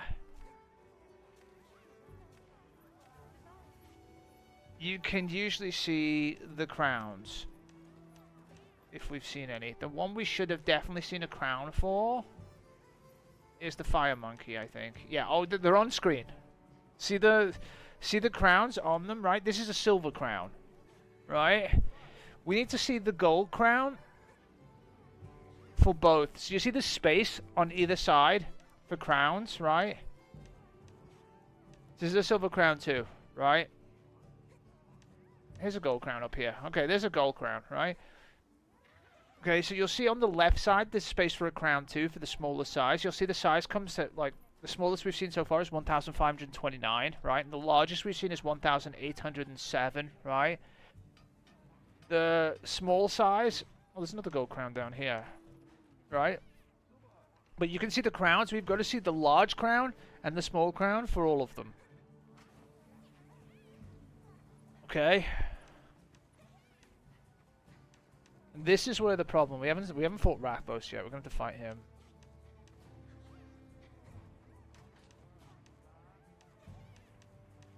Okay, so we have to basically do the crowns for all of these monsters. Which means once I'm finished with your other grinding, well, I've got to do this while grinding, right? I've got to grind through each of these monsters' hunts over and over again, looking for the crown. Oh, he's a gold crown too. Right? Oh, the pro thing? It's possible. I mean, it would make the game look better.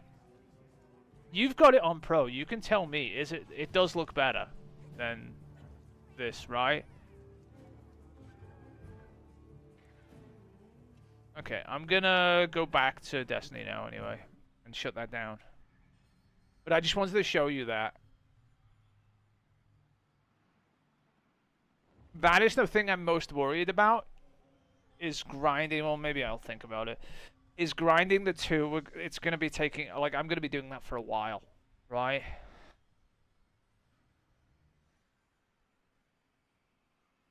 And that's the thing I'm worried about is the gold crowns for the big and the large monsters. It's gonna be rough, right? I'll shut the PlayStation down now. But that's something to do when we're not doing Destiny stuff, okay? We'll get there eventually. I've just got to grind through it, right? I've got plenty of stuff to grind while doing it, right? Oh, I need chests. Let's go look for chests. So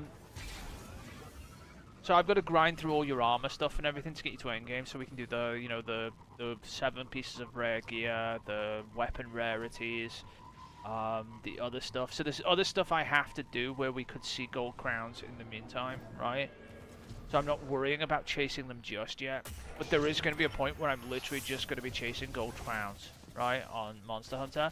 And it's going to be a grind, right? I'm not going to lie. Right, it's going to be grindy.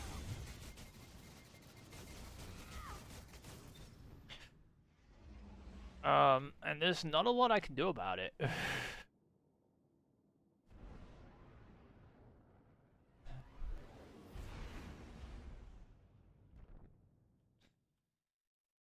I've just got to do it, if you know what I mean. There's no if or but about it.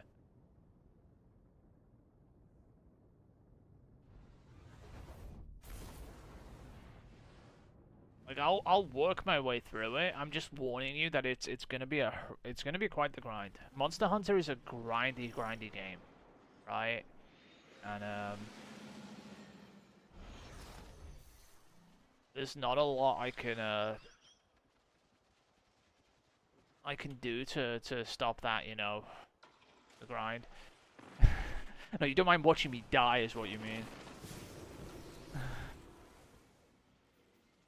Solar kills, void kills, power multi kills, grenade kills. I'll probably skip out on the grenade kills because they're annoying.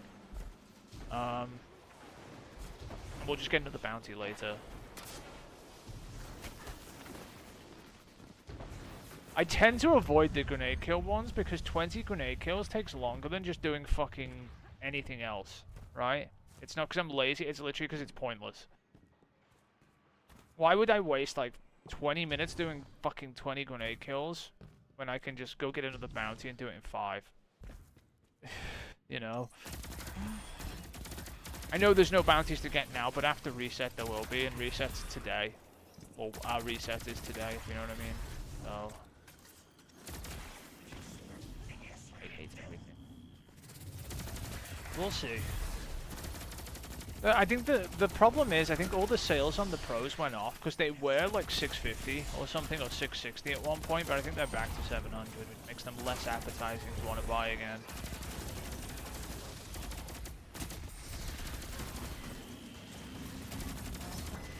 Unless there's some places that start to sale on, I don't know. Because there was a sale on them, wasn't there, at some point, where they were down by like £50. It doesn't help that they want to charge you for the goddamn fucking, oh god, the stand separately. Which is another 25 quid for no reason, because I know you don't need the stand, but like, it stops it falling over.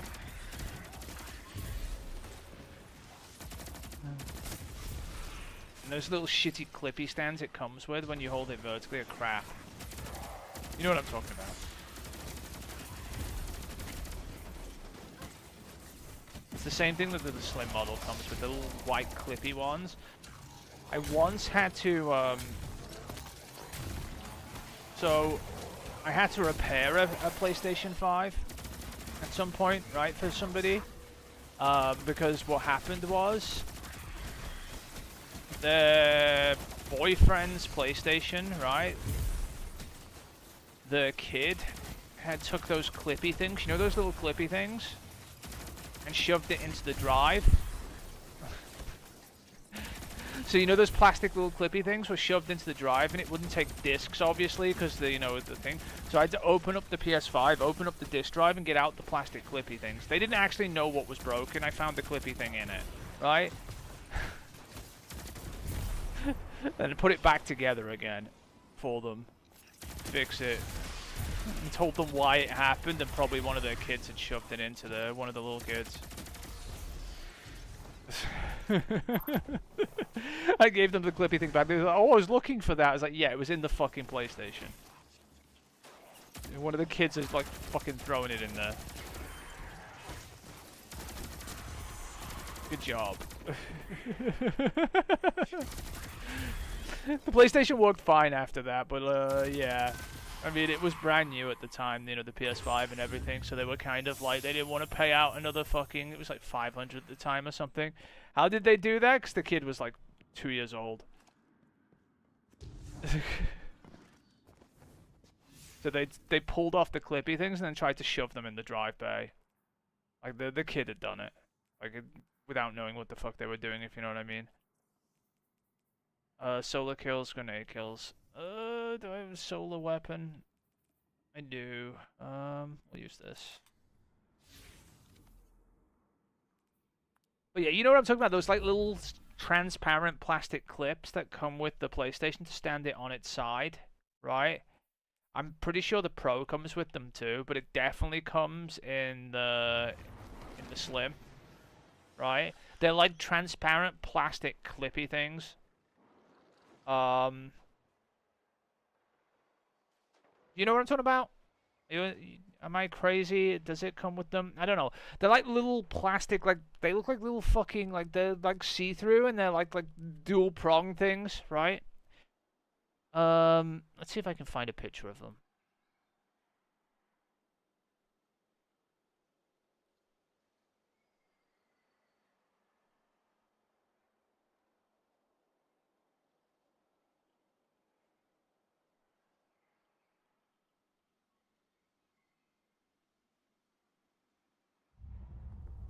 They look like this, but they're see-through when they come with the fucking thing, I think, aren't they?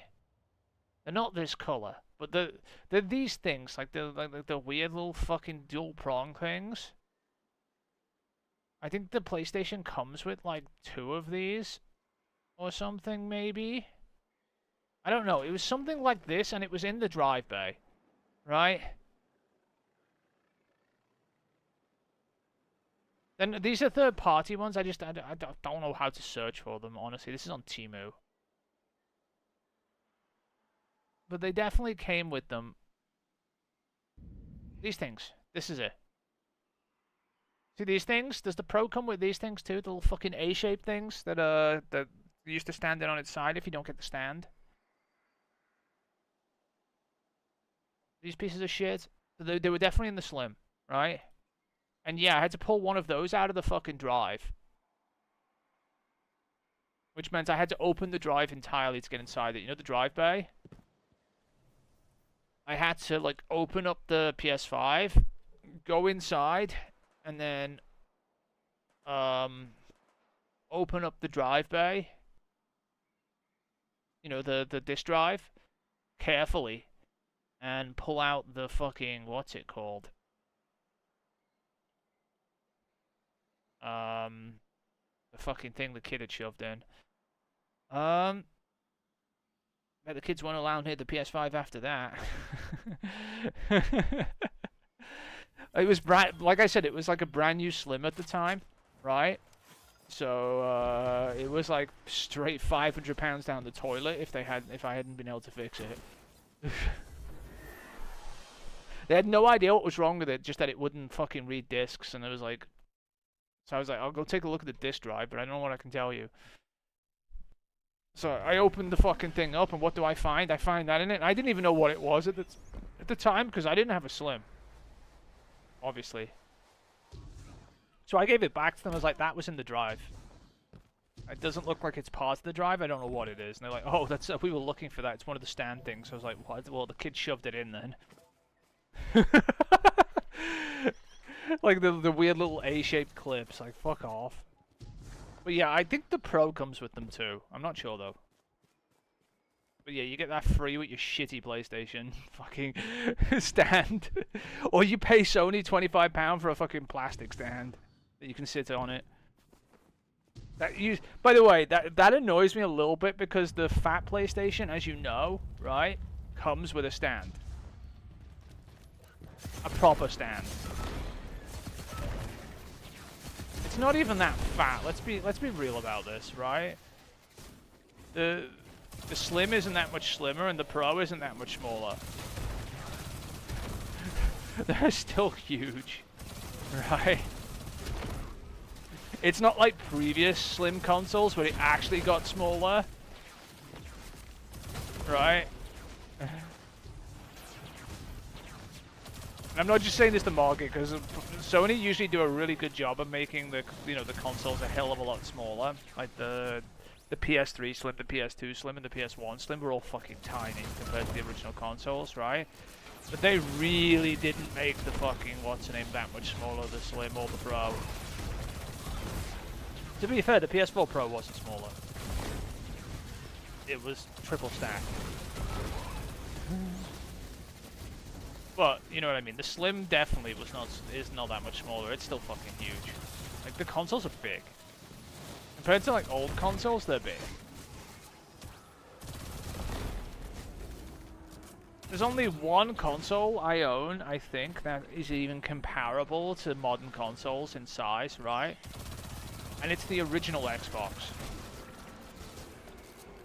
That fucking tank. If you know what I'm talking about, the original Xbox, the fucking VCR, or the Xbox One as well. I forgot about that thing. That is a VCR, right?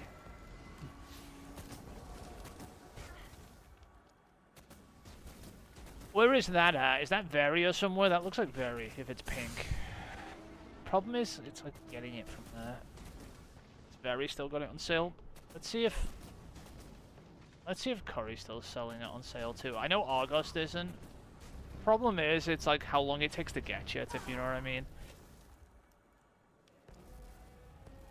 Because I could literally just go get it from August. like I literally go get it today. Or tomorrow.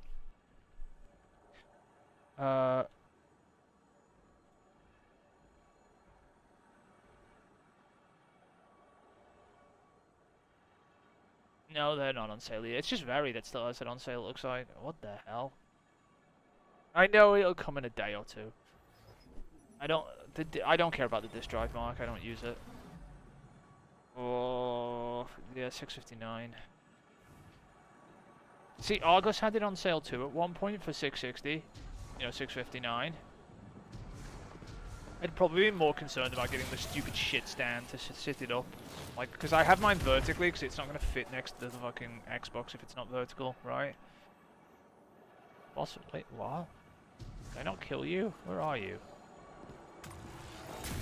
Didn't even fucking hurt you. Go away.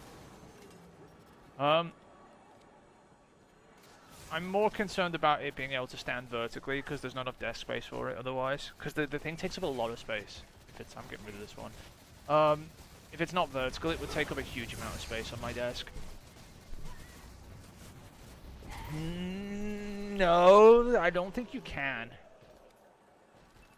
I genuinely don't think you can. This stand is shaped for the base of, and screws into the base of the current one. You would know better than I have. You've had both of them. It doesn't look like you can. Okay. And also the other annoying thing is my PlayStation is black at the moment and this thing is not. And you're going to tell me, well, you can buy the case covers for it. Yes, that costs even more fucking for a PlayStation. Right? I don't even know if they sell the Pro covers, actually. I didn't even check.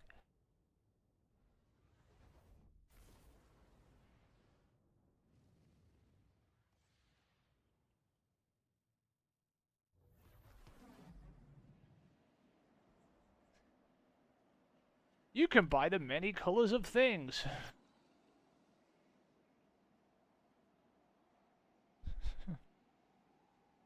Genuinely don't know if they do or not.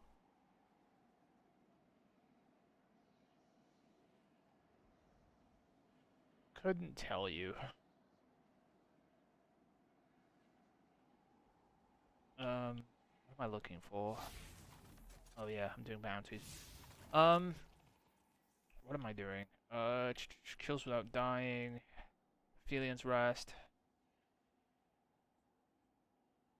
Defender of the Well. Do I have to do the... Okay, I'm not going into the Blind Well, so this can go away. I'm sorry. Material nodes is fine. Patrols.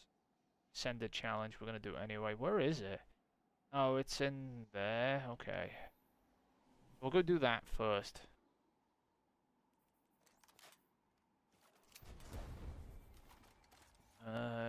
Actually no, we'll do 2 fucking patrols first while collecting materials, and then we'll go do that, and then come back for the other patrols and the materials. I don't even know where you can get the color things from. Slim and Pro only? Yeah, I figured as much. So there's no black one yet. You bought Black Edge controller. Did you buy 2 Black Edge controllers? Is that what you're saying? At least it can't get... Well, at least you can buy the modules if they ever sell them again for fucking Stick Drift. They seem to never be in stock, though. Oh my god, you bought 2 of them. You know what I'm talking about? The replaceable modules on the Edge, right? They next to never have them in stock. Which is on purpose, by the way. So you have to buy an entire new controller anyway.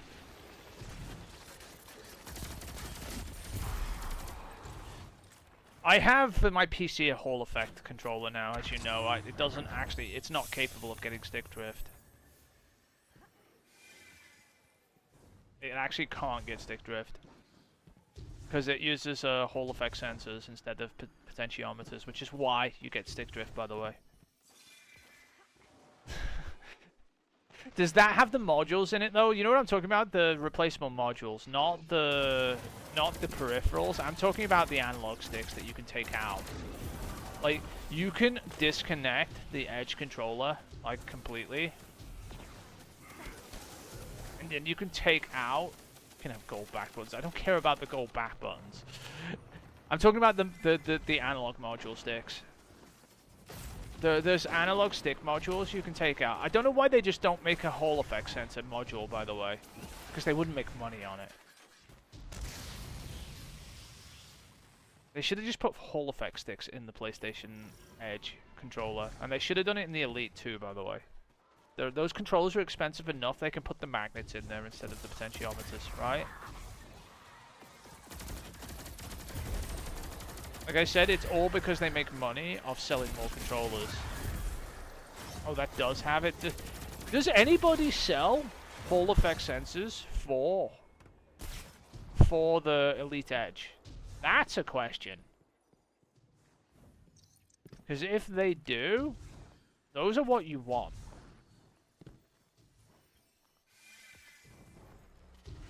Let's see. Let's do a little search, shall we, real quick. I know this is on Temu. I don't care.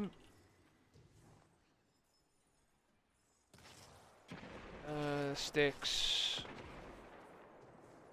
PS5 Edge.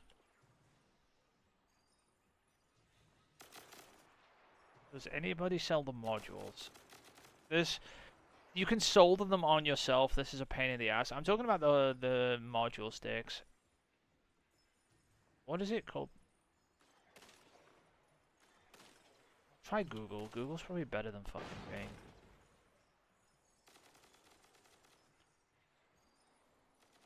Hall Effects don't get AliExpress.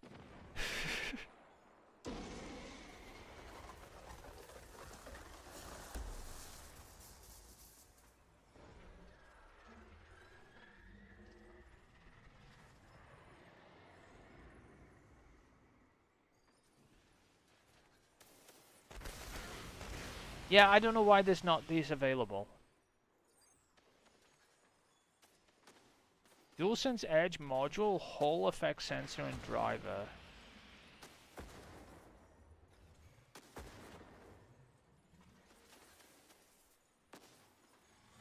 Somebody does sell these? Oh my god, not for that price you don't.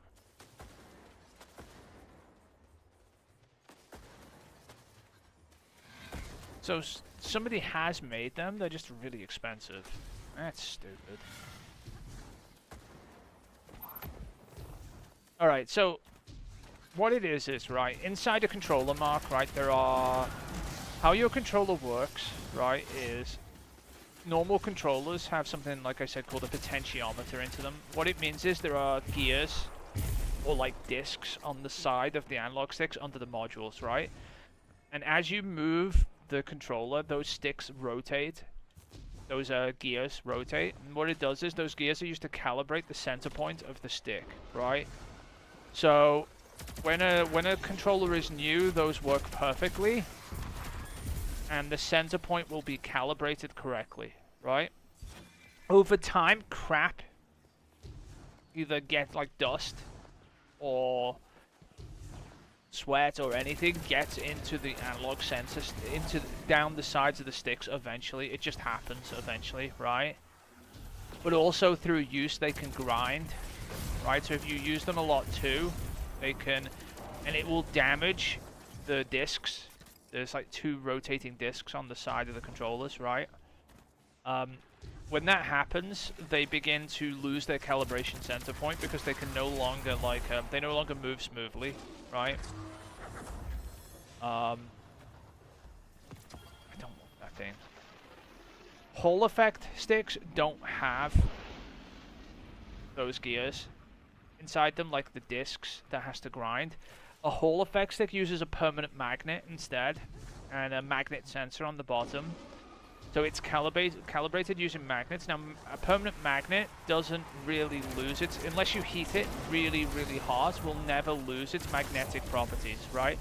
So potentially this controller with magnetic sticks could last for 10 years, 20 years, 30. In fact, I have one that's older than that, right? On the Dreamcast, and it's still calibrated perfectly, right?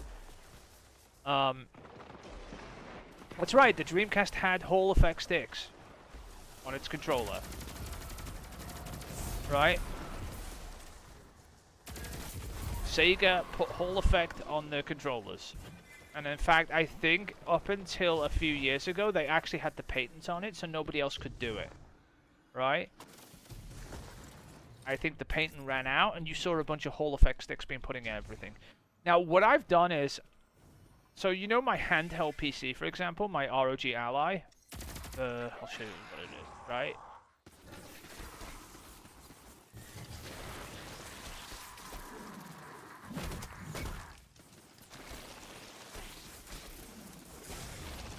You know this thing? Oh no, where is it? That's not it. Fucking PlayStations.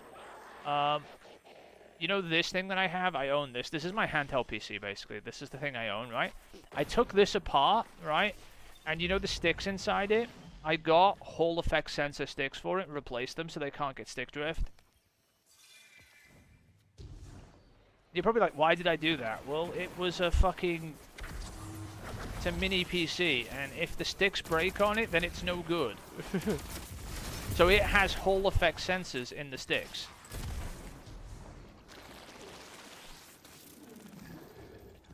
Which is kind of interesting. Okay, we need to go do the thing. Let me just... I don't buy cheap stuff at all, Mark. What do you mean? Have you seen the price of an ROG... By the way, have you seen the price of an ROG Ally? Cheap things. I would like to point out, I own this, I bought this thing, right, a while ago.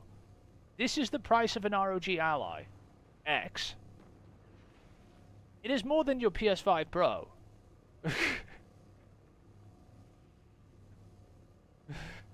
This is an ROG Ally, Mark. It's a mini PC that can play games.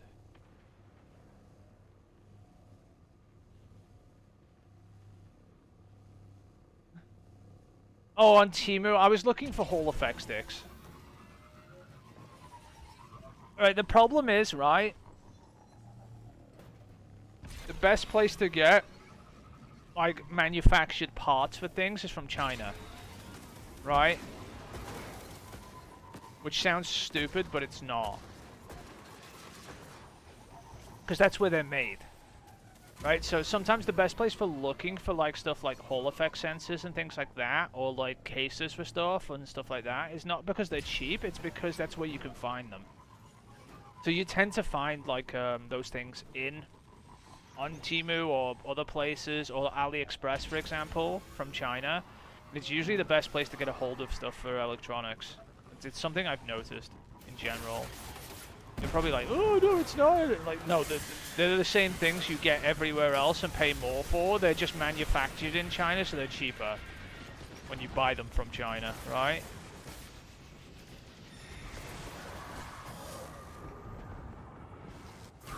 Everything's fucking made in China, Mark, before you comment. Even the PlayStations are made in fucking China.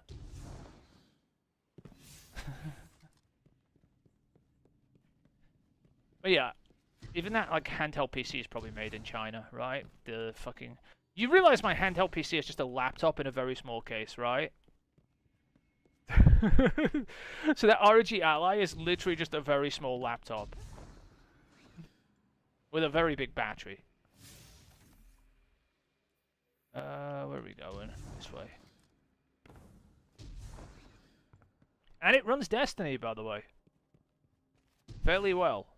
You know that, right? You've seen me run Destiny on it. I've streamed from it before. It can stream as well at the same time.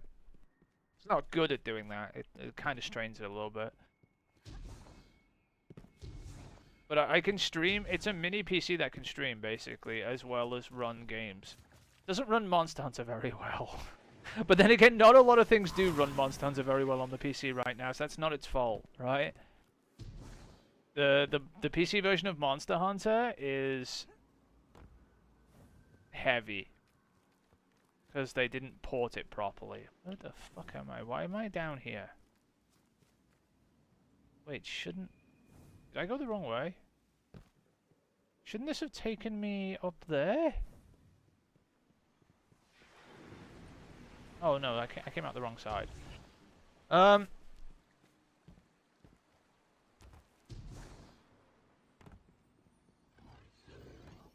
You know what else my mini PC can do, by the way, Mark?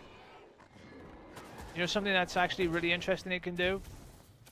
It can do the PlayStation Portal's job better than the PlayStation Portal. So it can stream the, you know, the PlayStation 5 games to the mini PC and play them. I would argue the Steam Deck does that better though, because you can actually, because of the OLED screen on the Steam Deck, it can do HDR as well.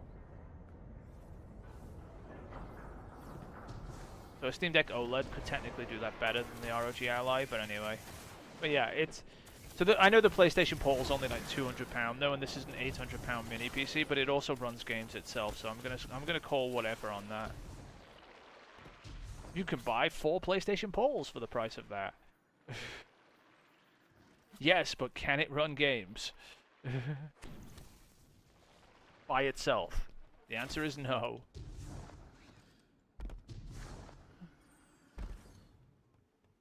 Also, the PlayStation Portal doesn't come with an 80 watt-hour battery. And won't last 12 hours streaming games. The mini PC will. It lasts about 2 hours running games, though. At 30 watts. Oh, I hate this one. Alright, we've fallen off today. Wait, should I have gone to the right? I think I should have went to the right. Well.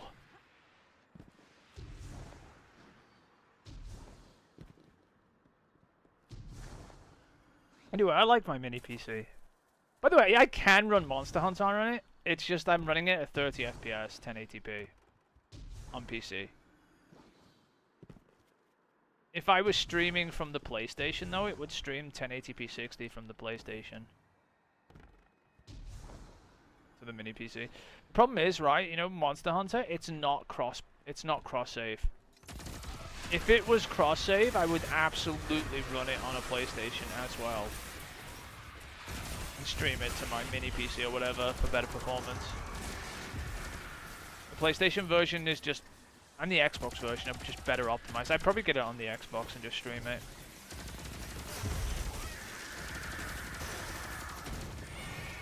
But it's not cross-save. It's cross-play, but it's not cross-save. I don't think.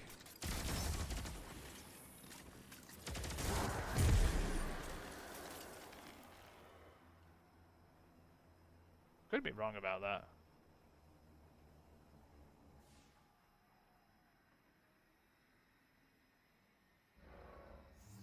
Nope, does not.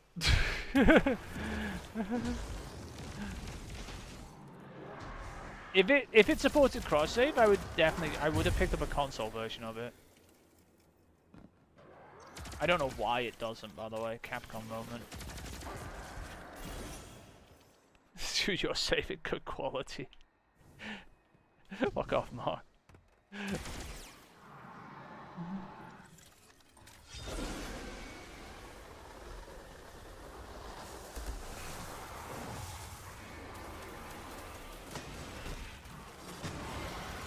I'm just annoyed that if the problem is if I have to order different variants, it's gonna take like days and it's gonna annoy me.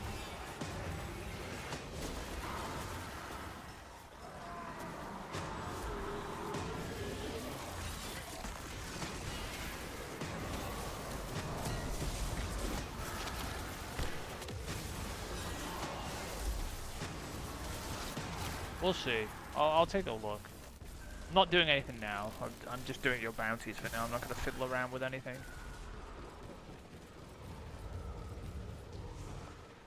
That's really bad if a rock hits me.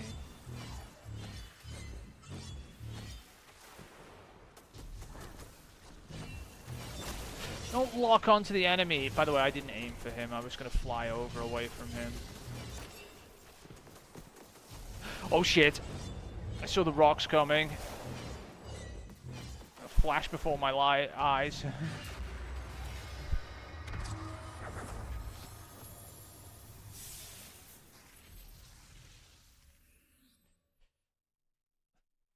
I could stream your save to the fucking handheld. You know what's funny? I've done that before. Not thingy, but you can. What you can do is right. You can stream the PS5 to the handheld PC, right? And then the handheld PC can stream its screen to Twitch. So you get the capture of the capture. I have done this before on Final Fantasy, I think, when I was streaming Final Fantasy to my own save or whatever. So you can stream the capture of the capture to Twitch. It's pretty funny. You can do like the, you know, because if the mini PC is not streaming, it's not playing its own game, right? It's not being, taxed really hard or anything, so it can easily stream, its screen to Twitch or to YouTube very easily without like. It's a pretty powerful little thing, right? Considering it's got a more powerful CPU than the fucking PS5 has. Its GPU is smaller, right? Before you say no it doesn't, yes it fucking does. The CPU on that mini PC goes to 5.1 gigahertz, is an 8-core 16-thread Ryzen Zen 4 CPU, right? In comparison, the PlayStation 5 and Xbox have a 6-core for games. Technically it's an 8-core if you count it, right? Zen 2 at 3.5 gigahertz. It is much more powerful. The CPU literally blows the fucking PlayStation and Xbox out the window on that mini PC. It's just it has a tiny GPU on it. So the original PlayStation has what, like 18 CUs of Zen, oh sorry not Zen, of RDNA 2, barely RDNA 2 by the way, compute, right? Mini PC only has 12 RDNA 3. And they don't clock, well they clock to 2.7 still. Mini PC claims 8 teraflops of compute. I'm going to call bullshit on it and call it more like 4. You know what's funny? The Mini PC is more powerful than an Xbox Series S. That's something it is more powerful than. It can run games better than a Series S can. Which is the small Xbox. As a handheld. Which is ridiculous if you think about it.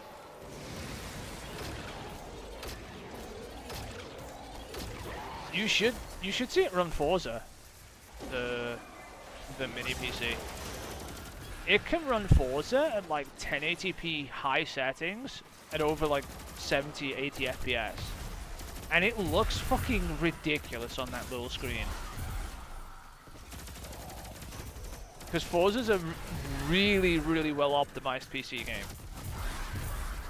Like, stupidly well optimized. Like, Microsoft gives a shit about making their games work on Windows. Usually. Because the Xbox basically runs Windows anyway.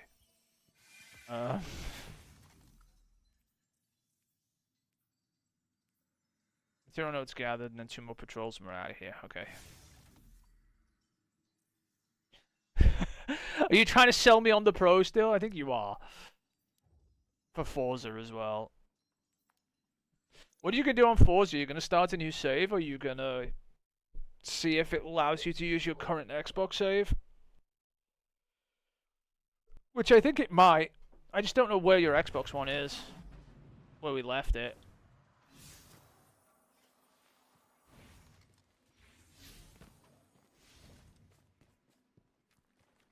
These still not back. I have to go to orbit. Do a new save.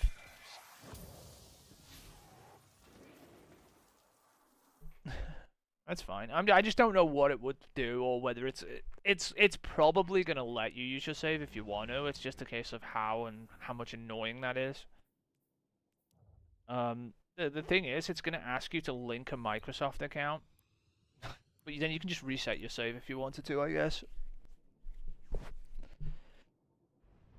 I think all Microsoft games on PlayStation do request a Microsoft account, you know, an Xbox account. They do. If I remember rightly, Minecraft does. And it does so because of cross-save.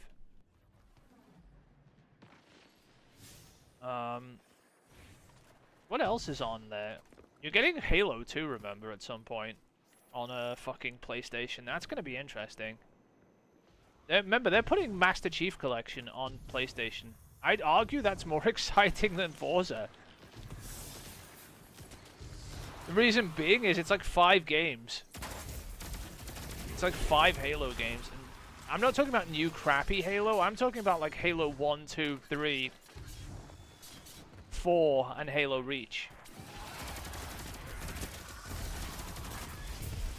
As well as, what's it called? Like, what else are they putting on there too? Fucking hell. Slipped my mind. ODST as well.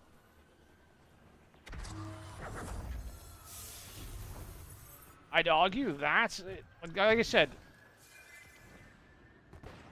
the old Halo games are good games, right? And I genuinely think when it's on sale, the Master Chief Collection is one of the best deals in gaming. For the price. You get like 5 really good games, usually for around £30. Sometimes cheaper if it's on sale. I doubt it's going to be £30 on PlayStation though when they release it. Unless they're being generous. If it releases on PlayStation for 30 quid, I will eat my own words.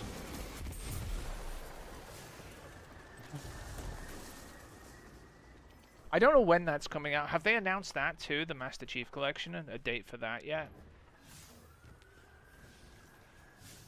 Where's the bitch? She's not here. Oh, she's below me. There's also another Xbox game on the way too. On PlayStation. I know Master Chief Collection's coming. I also know the Indiana Jones game is going to PlayStation 2. That's coming out at some point. Soon. I think. Wasn't that announced for like March? I want to say? You know, the fucking Indiana Jones game that they, it's actually a decent game. It's actually a really good looking game too. Actually, they actually stayed proper to Indiana Jones as well. They didn't like do all sorts of stupid shit with it. It actually is a proper Indiana Jones game.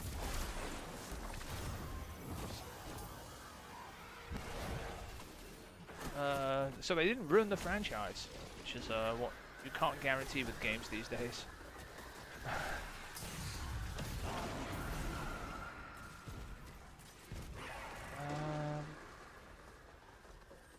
Where are we going? Yeah, we're going. But those are games that are coming, as far as I know, that were announced. Oh, Sea of Thieves needs an Xbox account, doesn't it?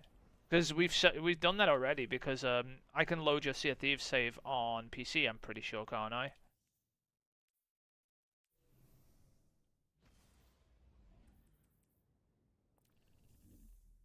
And it's cross. That one is cross save. Everything you do on PC, you know, happens on the PlayStation too. I'm fairly sure you can do that anyway. You just have to. Oh no, I didn't own it because you have to own the game on PC. I didn't own it, but you could have done it if I did own it, or you did own it on PC. It's not worth buying it twice.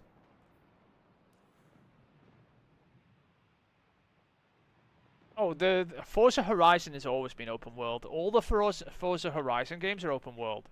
I'm just surprised they didn't bring the other Forza Horizon game as well, 4, which was the UK one, because it's boring.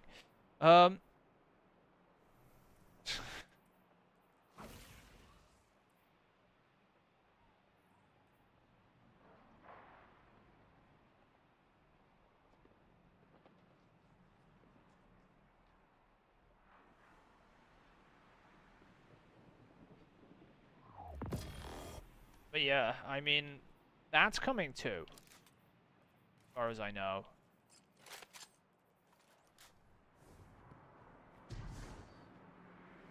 But, oh, sorry, no, I'm just surprised they're not bringing the Horizon 4 though as well.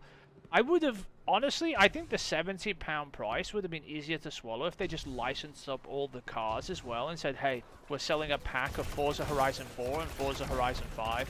For 70 quid. I think nobody would have complained if they'd have ported them both. I genuinely think that would have sold as well. What do you reckon? Like a lot easier than, because there's a lot of complaining about the price of it, and I know why it's the price it is. It's not because they're trying to rip people off, right? It's because in order to sell Horizon on PlayStation, they've had to license all the cars for another 10 years, right? So, yeah, so that's why it's expensive, right? They have to pay for all the car licenses and images to the car manufacturers, and it's actually pretty expensive for them to do that, so that's why it is the price it is, and they haven't reduced the price, right? The reason why the Xbox version is not £70 anymore, because it's been on sale and they've sold it enough of it at 70 quid that it was already licensed, if you know what I mean, for the next 10 years when they first made the game. If you remember, they retire car games after a set number of time. They stop selling them, right? And the reason is the licenses expire on the cars, right? So Forza Horizon 3, for example, is no longer on the store, right? They pulled Forza Horizon 3 from the store because the car licensing is no longer this. You can no longer buy Forza Horizon 3. You can still play it, by the way, if you own it, but you can no longer buy it brand new, right? And it's because the licenses expired on the cars, right? They pay a lot of money to the manufacturers for like a 10-year license to be able to sell the game for 10 years, right? And then once that's expired, I don't even think I think it's 5 years, right? And once that license expires, right, they can no longer sell the game brand new, so they don't. But by that time, usually there's another Forza Horizon game out anyway, and they relicense the cars for the new game instead. So that's why I was just really surprised, but they would have had to license the cars for... I bet they could have done a deal, though, to license the cars for both games. You know, from the manufacturers. They probably could have said, look, we're going to bring them to PlayStation, and can we license all the cars in one big bundle for both games? You know, all the car manufacturers probably would have agreed to like a 5-year deal or something. And they probably could have sold that for 70 quid for 2 games, and I think people would have been less hostile to the price if they were getting Forza Horizon 4 and 5 for £70. And I think the car manufacturers would still be happy. You don't underestimate how greedy the car manufacturers are. Gran Turismo pays a fortune for its licenses too. It's also why you don't see every car in every Gran Turismo, by the way, because they have to buy all the licenses for the cars they are using, right? So while Gran Turismo has a lot of cars in it, you'll notice a lot of cars are missing. Right? And it's literally because they have to pay money. And if you don't believe me on the licensing of car thing, right? If you've ever played Grand Theft Auto, you'll realize that the cars are not licensed cars. Because Rockstar usually, unless they do a special deal and get a specific car in there, they just make their own cheap knockoffs of cars. And they don't pay the manufacturers. They don't want to. But that's not going to work in a car game. Grand Theft Auto gets away with it because they just call them their own car names. They don't do it for any other reason than the fact they don't want to pay the licensing fees for all the cars in Grand Theft Auto. I don't know if you know that. So they have like the Inferno instead of like a Ferrari, instead of a Lamborghini, for example. You've played Grand Theft Auto, you probably know what I'm talking about. It's the Infernus or something. It's basically just a Lamborghini Diablo or something, right? But instead of paying Lamborghini for the license, they just call it an Inferno and it looks exactly like it. So Rockstar don't like paying, but that, like I said, that wouldn't work on a car game. Also, the manufacturers, by the way, if you're breaking into their cars and stealing them, which is what Grand Theft Auto is about, they tend to be very pissed off and ask for more money, right? Another game you'll find that rarely used to have car licenses in it, or real car licenses, or if it did, it had very specific licenses in it, was Need for Speed. Need for Speed used to have very few cars in it, right? Because the licenses were really expensive to have, because the manufacturers would charge, you know, the Need for Speed game more money because they wanted to smash their cars up, plus have cops chase them down the road and ram them. And if anything, car manufacturers do not like when their cars get beaten the fuck up and show damage in games. So you'll notice in a lot of older games, cars with real cars in them didn't take damage, and it wasn't because they couldn't do damage on the cars. It was because the manufacturers would have asked for more money for the licensing for their cars if their cars took damage in game. And some manufacturers won't even let you use their licenses if you damage their cars. Lamborghini, I'm talking about you, and Ferrari, right? Ferrari especially are pissy, right? Ferrari hates people fucking smashing up their cars. And there are limits, like, the manufacturers put, like, limits, and I know this because of some of the negotiations that went on behind the scenes in some of the past games I've been involved in, right? Where they put limits on performance a car can lose if it takes damage, or it can't lose any performance whatsoever. So you'll find, like, in some of the older games, right, even when a car gets damaged, it doesn't seem to get any slower or perform any worse. And the reason being is not because they couldn't simulate that, it's because the car manufacturer specified that in the agreements for using the car's licensing, name and imagery and all the associated bullshit, that the car can't possibly be shown in a bad light, right? So there were cases in some of the old games where you could take an entire wheel off the car, right, but the car would still go just as fast. Which is hilarious to me, right? And the reason for that being is it because they couldn't make the car, you know, do that? Oh, okay. It's because of the licensing from the manufacturers. They're real shitbags about it, right? So I understand that, like, entirely why the Forza is 70 quid is because they had to relicense all the cars for the Sony console, right? Every car that's in Forza Horizon had to be paid for. Again, for the next 5 to 10 years. And it sounds like Microsoft's being greedy. They're not. I mean, they are, because they're greedy as fuck, but in this case, it's not because they're greedy, right? It's literally because they had to relicense. By the way, if Sony ever brought Gran Turismo to another platform, like PC, which they might, by the way, it's going to be like 70 quid. Because they, too, will have to license all their cars for the PC platform. Again. By the way, there is a good chance that Gran Turismo may show up on PC. I'm pretty sure it's already been announced. As in development, right? That's going to look ridiculous on PC. They will actually be able to crank up the fucking track settings. Probably. As you know, Gran Turismo tracks don't look the best. Cars look amazing, though. But that's what it's about. They never care about the tracks in Gran Turismo. It's all about the cars.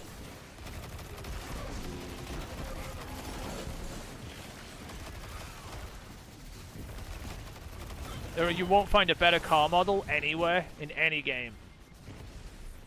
Oh god, Gran Turismo open world. The problem is, right? They do such high fidelity cars, Mark. Right? Like, like Gran Turismo spends so much of its budget, you know, graphic budget, on how realistic and how like even the paint is modeled down to the T on Gran Turismo, right? You know, the light reflecting properties and internal refraction of the paint is done and everything, right? They go to ridiculous lengths to make the cars look amazing, right? Like Polyphonic Studio who make it, right? Really good Japanese studio, right? But the thing is that if they did an open world, the open world would look like shit.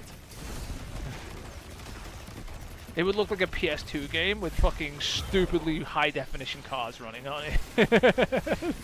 Because that's the sort of thing they do. They only care about how good the cars look, and then they'll spend all their budget on the cars, and then the tracks, you know, the background, the open world will look like shit.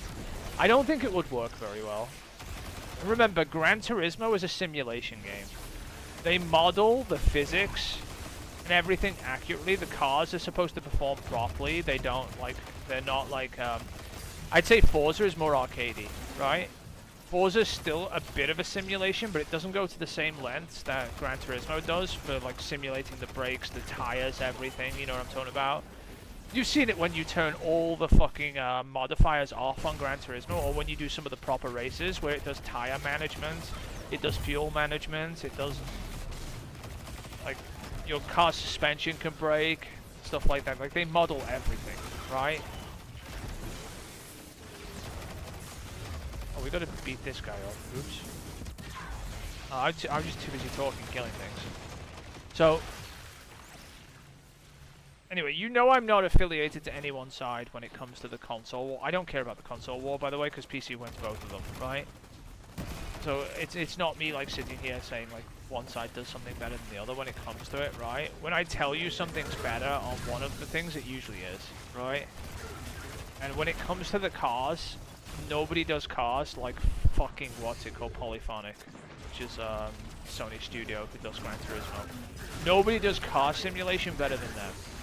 Nobody, right? When it comes to just how detailed, how ridiculously fucking OCD they get towards like even the most minute detail, even the car interiors, by the way, right? They go fucking psycho, like psycho fucking detail, completely to the absolute maximum, right? Even when it comes to the interiors of the cars, like when you view them in like the photo mode or whatever, and you can see the insides, but the driver that's in the car looks like a fucking potato. It's so funny to me, right? And I'm not knocking them for it because they do such ridiculous stuff when it comes to like how detailed it is. But the driver himself, you know, the model of the driver looks like he belongs in a PS2 game. You know I'm right. He has like virtually no animations and he looks terrible. Oh, we're not going to kill this in time. He needs to drop that shield now. He's a dumbass. He hasn't done it yet. How have you not dropped that yet? And we fail. Yep. Literally took a week. I know you'd like an open world one, but I don't think Gran Turismo would work very well. One of the reasons Forza looks as good as it does is because they do a little bit less detail on the cars, but they focus really heavily on the you know, the the vistas, the map and the tracks and everything. It looks amazing, right? It's something they do.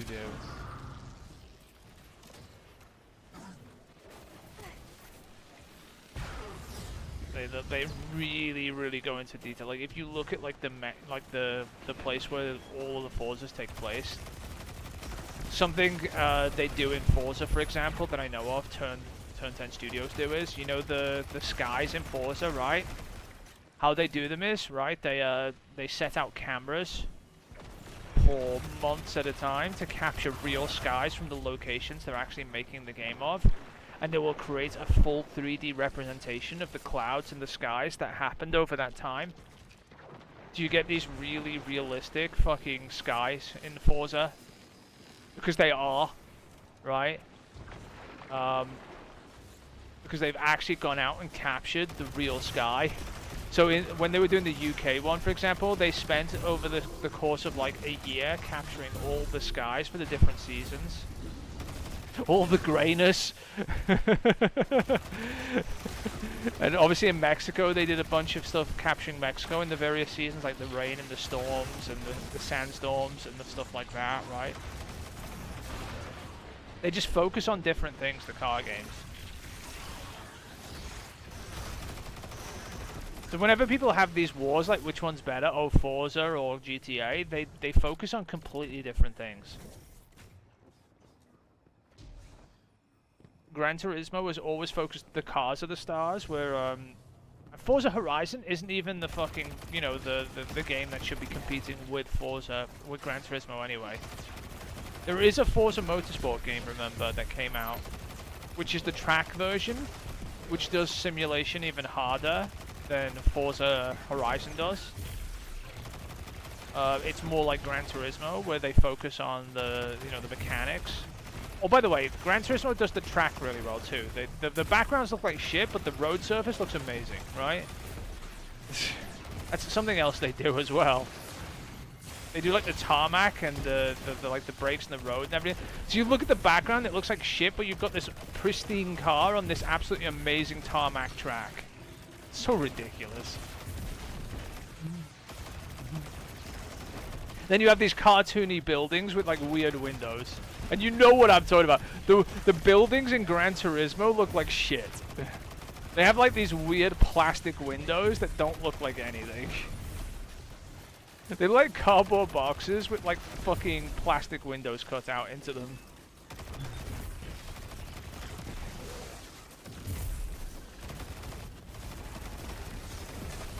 Like the tracks looks, it's like Uncanny Valley almost. Hit so hard. Like it takes you out of it a bit. Do you know what I don't need to be on? I don't need to be on Strand anymore, which we will get rid of in a minute.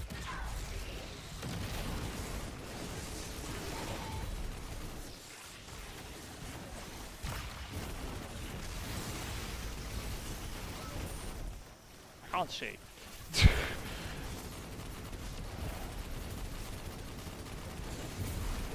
But yeah, Forza Horizon is going to be another open world one. I'm looking forward to their next Forza Horizon game though. It is in development. They are making another one.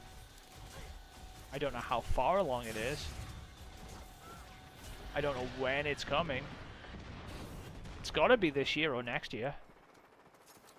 So there is going to be a Forza Horizon coming.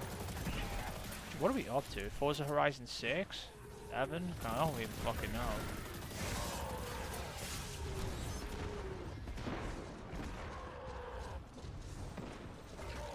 But yeah, it is coming.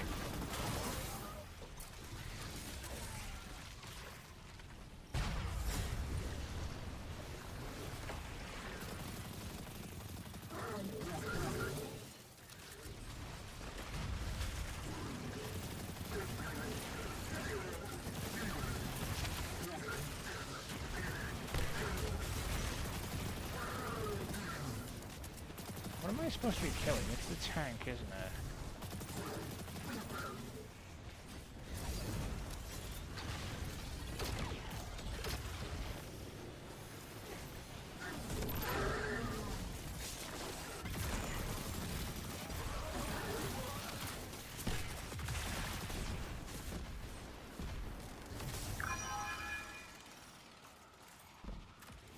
6? Okay. I've lost count because Forza Motorsport was up to 7, and then they called it Forza Motorsport Infinite or 8, because I don't fucking know. Because there's a Forza Motorsport now. Oh, they've separated the names, by the way. It's Forza Motorsport and it's Forza Horizon, right? Horizon is the open world one. Forza Motorsport is the what's it called one? You know, the track one. Motorsport is not open world and focuses, you know, solely on like racing tracks from across the world and proper track racing. Horizon is the open world one. I know we've just had a new Motorsport like a year or two ago. So we are due a Horizon soon. There should be Horizon 6. I swear they're making it. I just don't know when it's due out. If it is.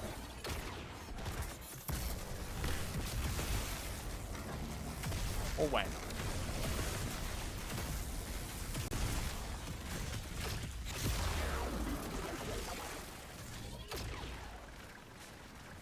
Could probably look it up.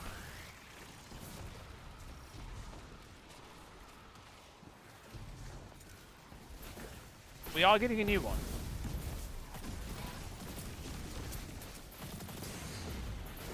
Ow, I hate these things.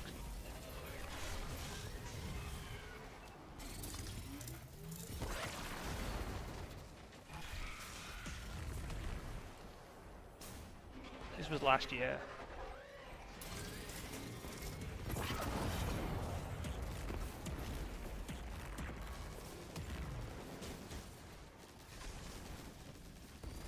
It's probably going to be revealed this year.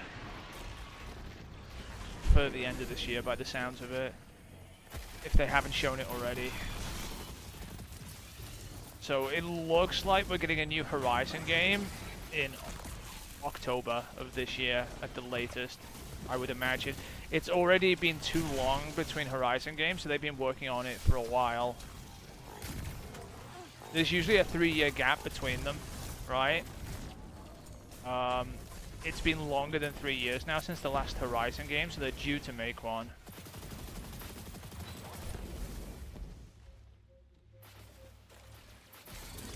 So there should be another one, Mark.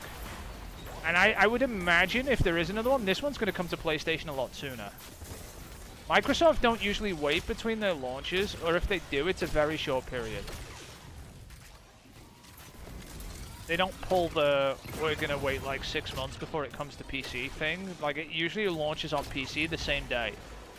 So there is a good chance that Forza Horizon 6 might come to PlayStation 5 the same day it comes to Xbox, or at least like maybe a week later, right? Like, it's going to be within the same time frame. It's not going to be months.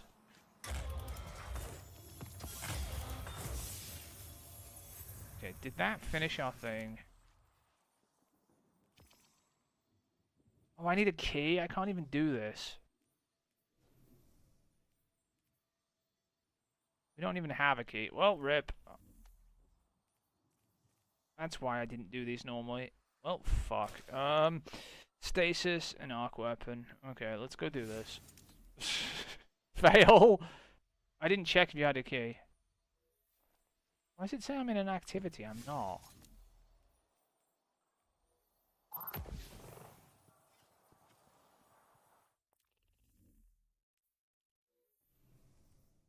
This is stasis, this is arc. I guess that works. I mean, you'd be excited for a new Forza game. Wouldn't you? If it's going to come to PlayStation too. Turn 10 Studio is a really good studio, by the way. Like, the people who make it are actually really good at making car games. And they've been doing it for a long time. The original Forza came out on the Xbox. So they're actually a really good fucking studio. Regardless of whether you like PlayStation or Xbox, you've got to respect Turn 10 Studio. They make a fucking good game, right? And they do really... do we know where it's set? Is there any information on where they've been filming?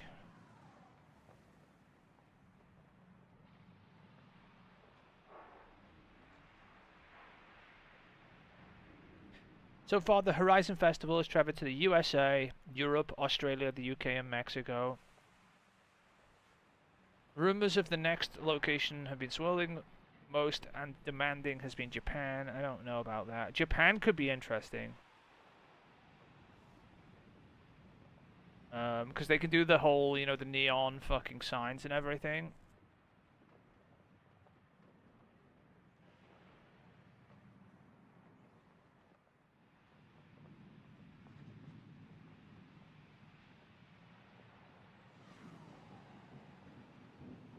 Is there any?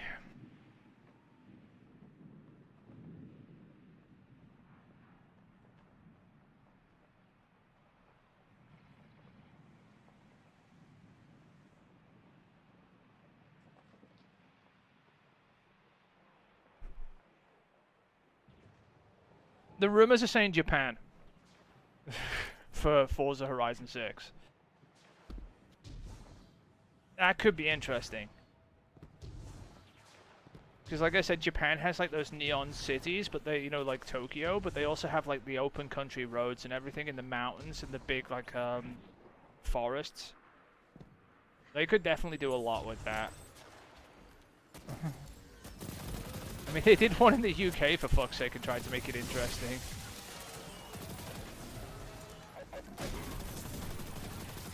With varying degrees of success. I think the UK one was not that great. The Australia one was cool, by the way. Forza Horizon 3.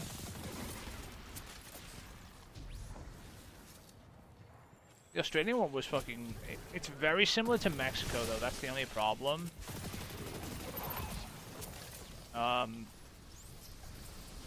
Because they're both, like, you know, sandy, hot countries, basically. Like, with deserts. And then by the ocean. Which is what you get in, like, Forza as well. Oh, I shouldn't have killed that. Should have let it stay alive. I don't know. We will see. It is yet to be revealed. They're gonna do a big reveal. There's usually an Xbox showcase in the summer, right? For the Christmas time. They usually show off all the games that are coming out that Christmas. There is a good chance Forza Horizon 6 is going to be shown, probably, during the summer expo event. Because they haven't shown it yet. And we know it's in development, right? And it's far along in development, right? It's the fact it hasn't been shown is really weird. So they're either they're doing something very special and they don't want to show it yet, or I don't know.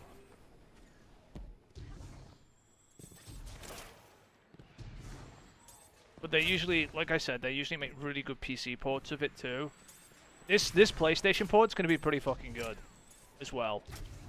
They usually take a lot of care over their ports to other devices. Like, even though it's, you know, an Xbox game, they usually take a lot of care over their ports to, like, PC and stuff. Like, the PC version, like I said, is super fucking well optimized, right? The PC version runs on, like, fucking ridiculously low hardware, and it runs well. I can easily get well over, like, 230, 40 FPS at 4K on my PC at maxed out settings in Forza Horizon. It's absolutely disgusting, right? I'm talking maxed out higher than fucking Xbox Series X settings. Like, much higher with ray tracing turned on.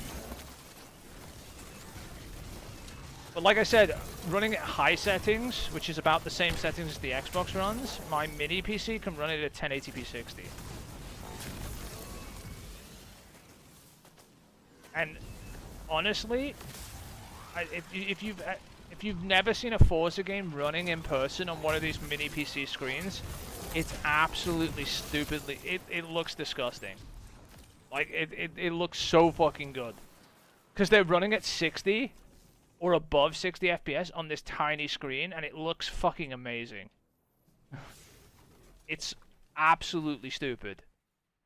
It's one of the things I saw when running on one of these mini PCs that looked like... It was like, holy shit, this is running that well. I don't know how to describe it.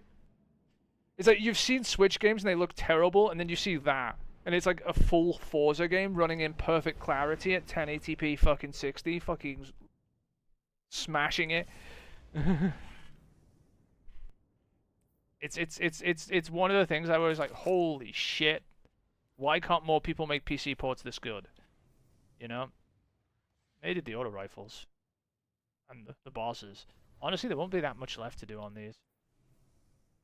Zone capture, nether. These ones are gonna have to be done, right? Separately. You will tell me when I have to get off, by the way, Mark. If you need me to, just let me know. Cadmus Ridge, Fusion, Vex, Fallen. Because otherwise I'm just gonna be doing stuff. Cadmus, defeat Fallen on Europa. Defeat Vex on Europa with finishes, chess, and fusion rifles in lost sectors. Okay. We need to go to Cadmus Ridge. But yeah, let me know. Like, what time do you need this back? Is it like 4, 3, 5, 10?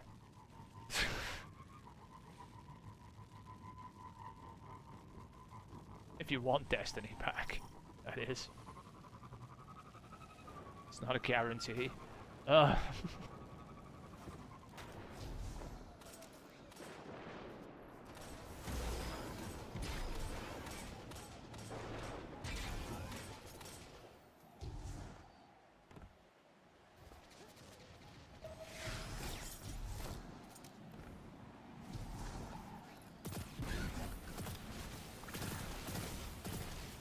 Tomorrow, well, 5-ish, okay.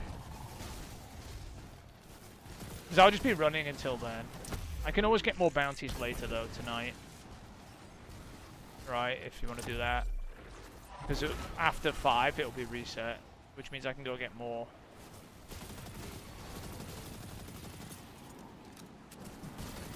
So we should have a good deal of these done. Either tonight or tomorrow morning. Honestly, should be all done actually.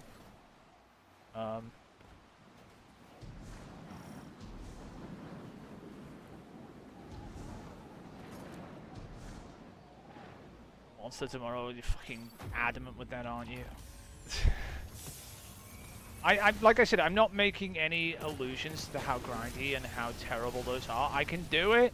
There's going to be a lot of RNG involved, Mark. It's not going to be like. Some of it's out of my control, right? I've just got to keep running the monsters until I get all of them. And then the fishing as well. The fishing I've got to figure out, right? Everything else is just do stuff, pretty much. Like get to, Hunter's rank 100. I can do that easily, right? It's just grinding stuff.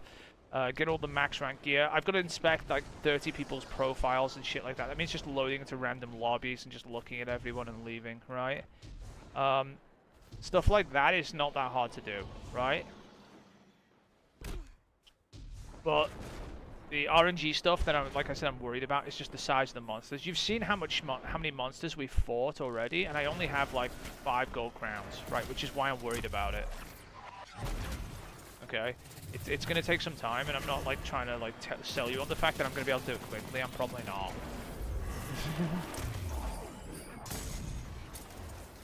I can do it. It's just gonna be so RNG, it's gonna be fucking stupid, right?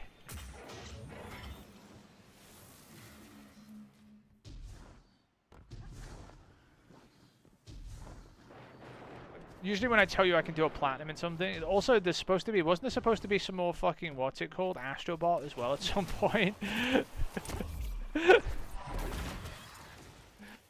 Is there another Astrobot fucking level out now?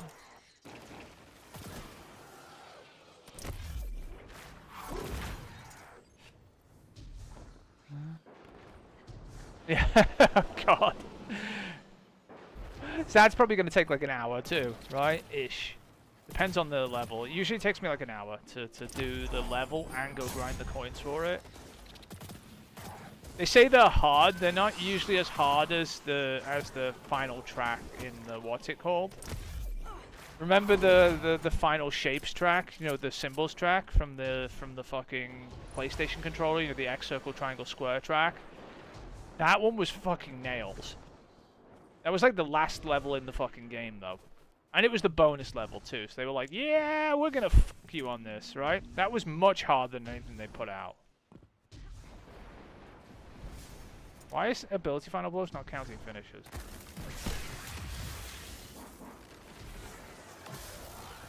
But you remember that one.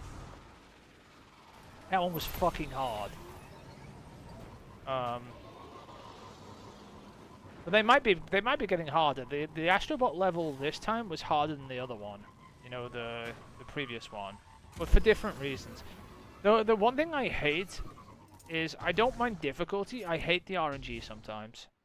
So they'll do difficult, but like difficult is fine if it's consistent. Right? It's only when you start getting like the RNG fucking thing where the enemies do random shit to you or something. Or you have to worry about it. You know what I'm talking about? Like, you get to like a certain point, and if the enemies do something different, you just die. Or if the plant, like, because Astrobot is a lot about timing sometimes when you're running through the levels, right? Like, as long as I'm running at the same speed through the level or doing the same things, the exact same things normally will happen. And I can memorize that, and you'll notice I get better as I memorize the course I'm running through, right? And I'll get I'll get faster and more efficient at it as I run through it, to the point where things that are killing me immediately will stop killing me, right? But when it starts RNGing or when shit breaks, like the fucking... I remember the run-up track on one of the levels where it kept breaking when I was trying to run up it because it just didn't work half the time, was pissing me off. And it wasn't because I was running up it wrong, it was just broken. Right. So that's a problem. Usually. I mean, it's a really good game. And I'm nitpicking at the game because it's such a good game that, like, those tiny little fucking things, you know, the tiniest little shitty things, just RNG breaking it sometimes is, like, enough for me to say, yeah, that's the only bad thing about this game sometimes, is when the RNG fucks it. Because Astrobot is really a ridiculously good game. Like, the people who made that, like, outdid Nintendo. They out-Mario'd Mario, right, almost. Like, that is a Nintendo-level, like, platformer in the same vein as Nintendo do platformers. And that's high praise. That's like, you know, like literally out-Marioing Mario at Mario things. Like, if you replaced Astrobot with Mario, honestly, it would be a Nintendo game. It's that higher quality, right? If you've ever played any of the Mario games, they are super high quality platformers, usually done to the highest level, right? Mario Odyssey is an absolute masterpiece, right? Mario Galaxy is ridiculous too, right? Some of the previous ones, right? If there's any sort of game Nintendo take ridiculous care over, it's Mario and it's Zelda, right? They polish them to a T usually. And Super Mario, what's it called? If you like platformers, Super Mario on Switch is 60 FPS and it's ridiculous. Right? It's actually one of the best games, if not the best game on the Switch. Why are there no enemies here? It's actually annoying me. So, Super Mario Odyssey on Switch is actually a super ridiculously well-made game, right? And they're very much like Astrobot. Like the platformer sort of game. A bit more open world than Astrobot, because that's the way Odyssey went. But some of the previous games, like Galaxy, were... Honestly, Super Mario Galaxy is pretty much where Astrobot got most of its inspiration from, right? Mario Galaxy has like preset courses, and Galaxy messes with gravity more than Astrobot does, but it's the same sort of concept of like a power up through a mission level with an endpoint, and you run through it, right? As quick as you can. Odyssey's a little bit different. Still a hell of a platformer though. But hey, we have a new Switch coming out this year. Very soon actually. Is it March it's coming? Are they gonna have a new Mario game for us? I don't know.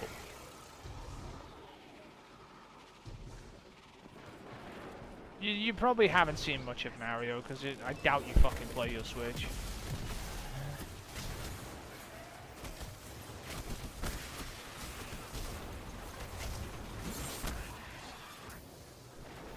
But Mario Odyssey is a really good game.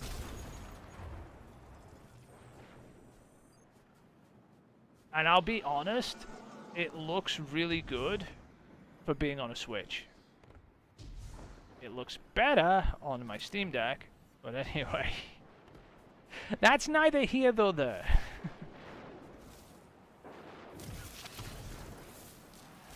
It's not supposed to be running on my Steam Deck, Nintendo.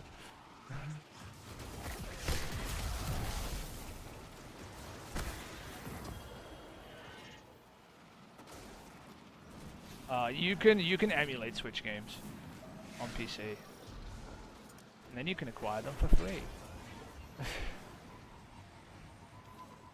And since the Steam Deck is a mini PC, it can emulate Switch games. And since it's a mini PC that's more powerful than the Switch, it can run the Switch games better than the Switch can. Nintendo are not happy about this. Nintendo tend to sue people. Nintendo take down channels who put up, you know, videos of the Switch running on a Steam Deck. They get mad about it. I wonder why. It might be because they're getting outdone by Valve's fucking mini PC and they don't like it. They're very protective of their legal property, Nintendo. They tend to go crazy. Let's just put it this way: if I was to play any Nintendo music, I would get slapped with the DMCA before I knew what to do. If I was to put up any Switch footage of video games running on anything that wasn't the Switch, Nintendo would absolutely kick my ass too. Because Nintendo are dickbags. But they make good games.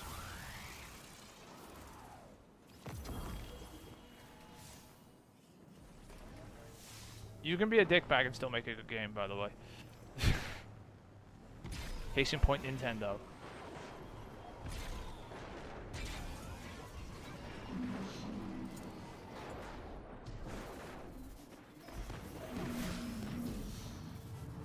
Honestly, some of Nintendo's best games are like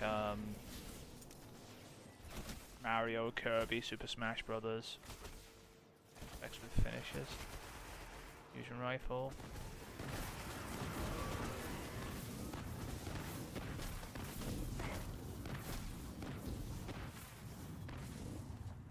Super Smash Brothers is a hell of a fighting game. I really wish they were making another one, but they're not.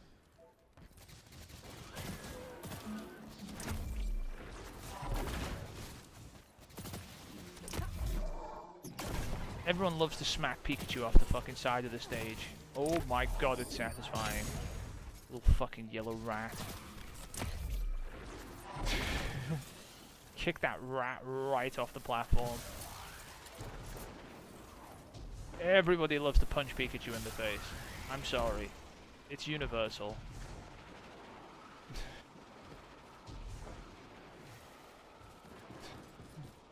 I'm toxic.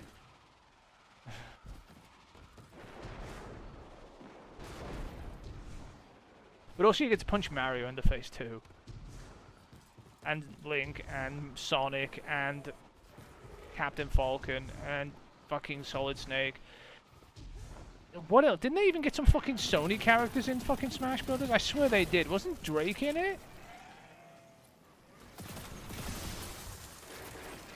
I swear they even got some fucking licenses to some Sony characters in fucking... They definitely got Solid Snake in there, right? From Konami. They definitely got Sonic in there from fucking, like, from Sega. Which is absolutely ridiculous in itself. Sega and fucking Sonic and Mario in the same game. What else did they get?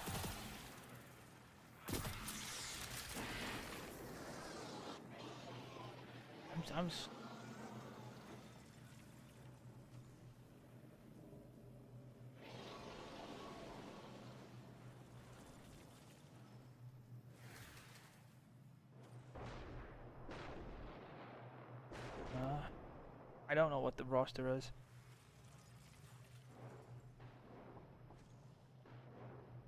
Yoshi, Kirby, Samus, Dark Samus, Donkey Kong, Mario, Kirby, Fox, Pikachu, Luigi, Ness, Captain Falcon, Jigglypuff, Peach, Daisy, Bowser, Ice Climbers, Sheik, Zelda, Dr. Mario, Pichu, Condina Fire, Falcon, Marth, Sia, Young Link, Ganondorf, Mewtwo, Roy, Chrom, Mr. Game & Watch, Meta Knight, Pit, Dark Pit. These are all Nintendo characters still. Holy shit. Zero Suit Samus, Wario, Snake is the first non-Nintendo character.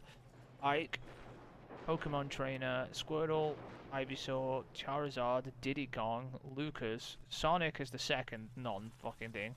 King Dedede, Olimar, which is from NES, Earthbound, Cario.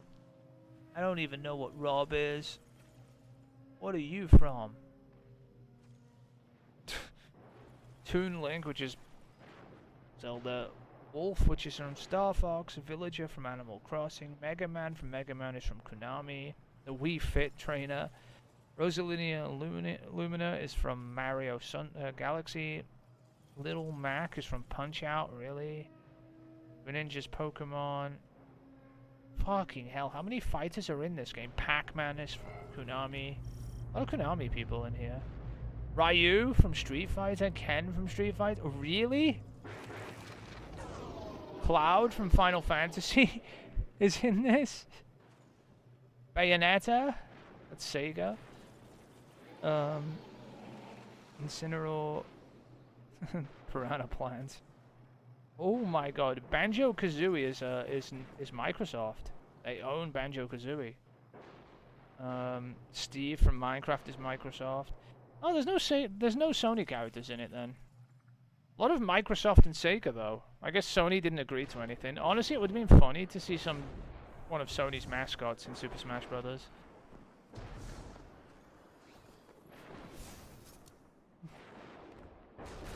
Who would they put in it though?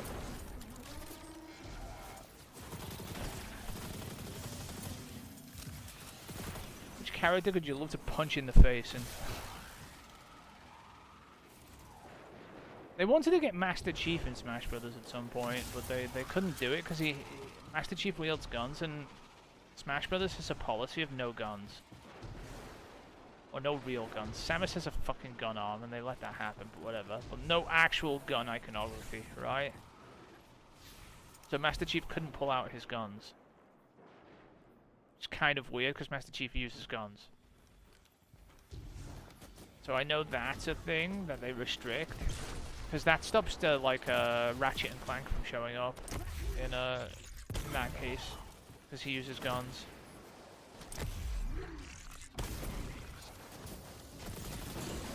Probably why then. Like, if anything was going to be in there from Sony, it'd be like Ratchet or Clank or Jak and Daxter or something. They fit the aesthetic of the mascots pretty well. I mean, Astrobot could definitely be a fucking character in fucking Super Smash Brothers. It would be funny.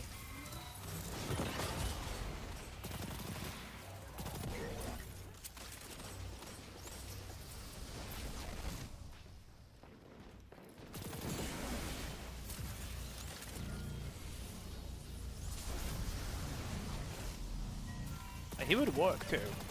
He already has all the basic combat moves needed.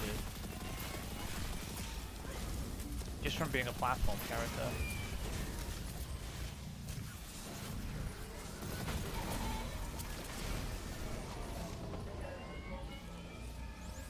Honestly, if Sony ever needed a new mascot, Astrobot works.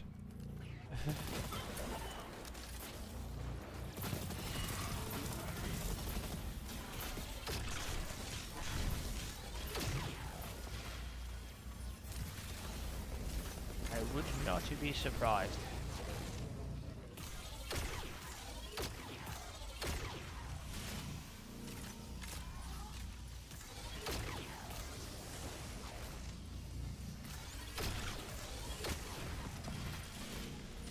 Right.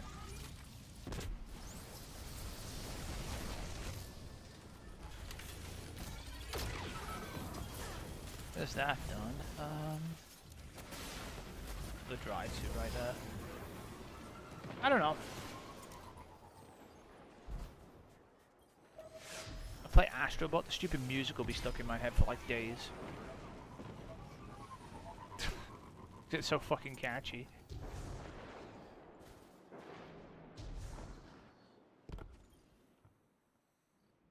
Alright, we're gonna go into the lost sector and kill things.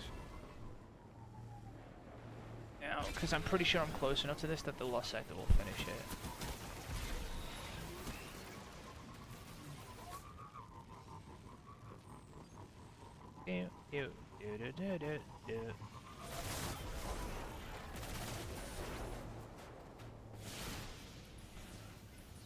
Where is the lost sector? Here it is. Cracking the fucking wall.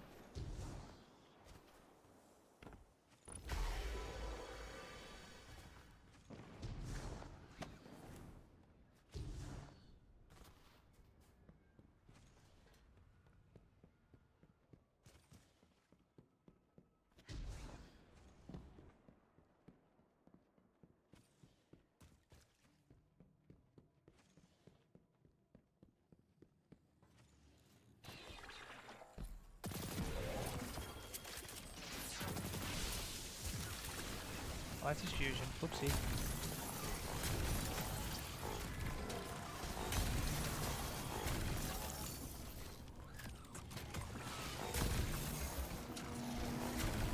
Stop blocking me, you stupid Hydra.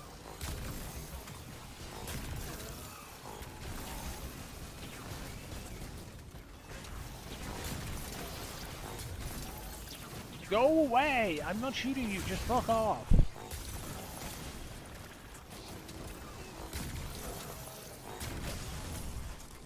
Alright, I'm mad. Oh, now it leaves. Goodbye. Don't come back.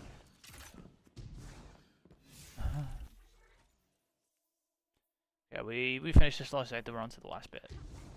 And we go to a new character.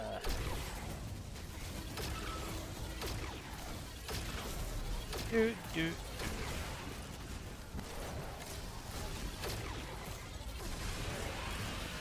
I need to kill off this shit.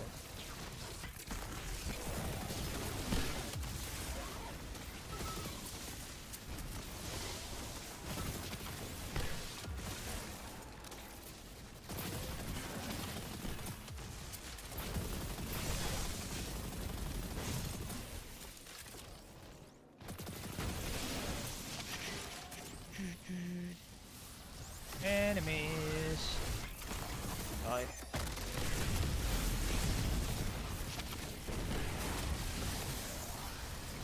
You're fucking right. Oh look, a fusion rifle we don't want. They didn't even give this a new origin trait when they fixed the fucking perks. That pissed me off.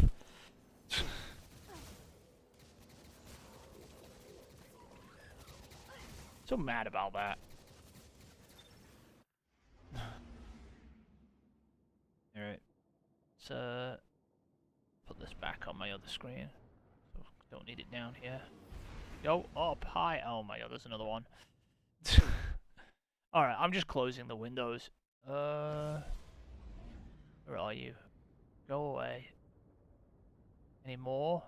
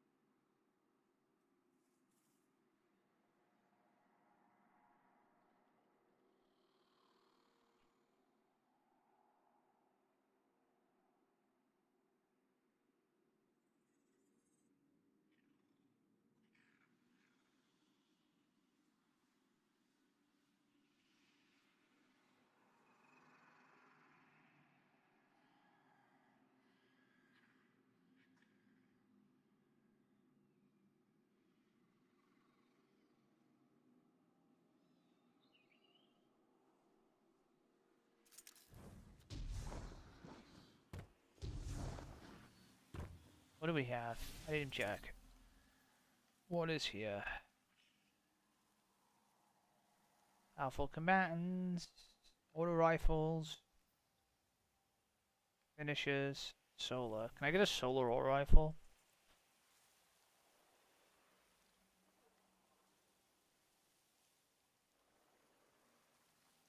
Yes, I can. You'll do. Alright, let's go.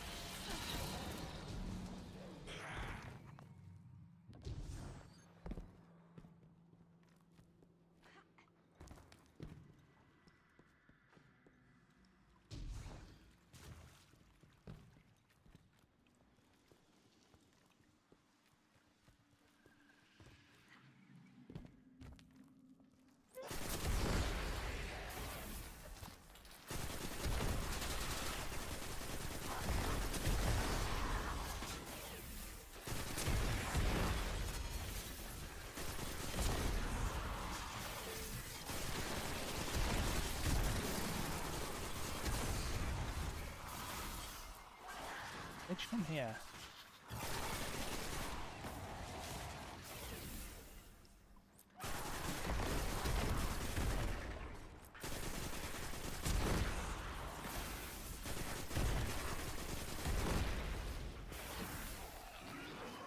Oh, there's the other auto rifle one done.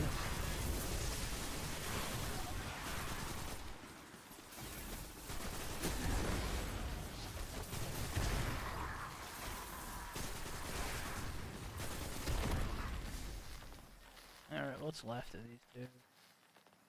Powerful combatants and finishes. Okay, well, finishes it is.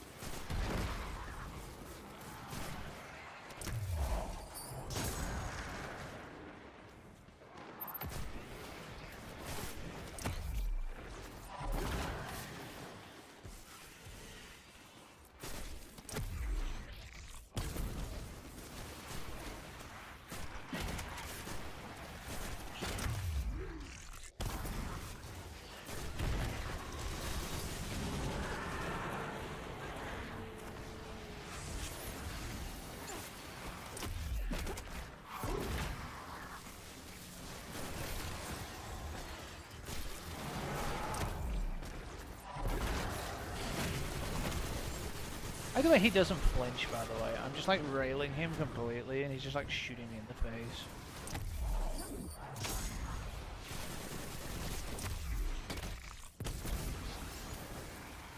Just have the powerful enemies.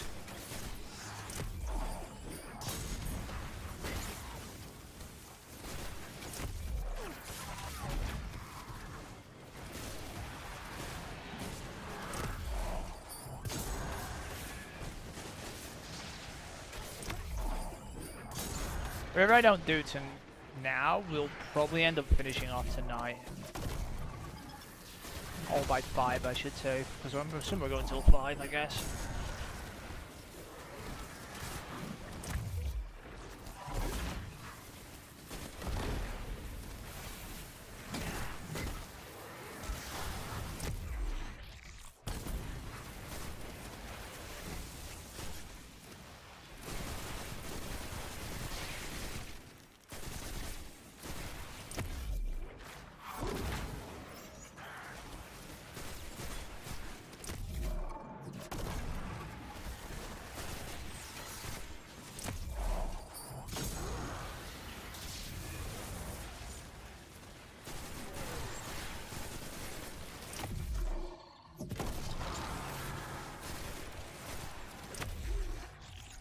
is this not done yet?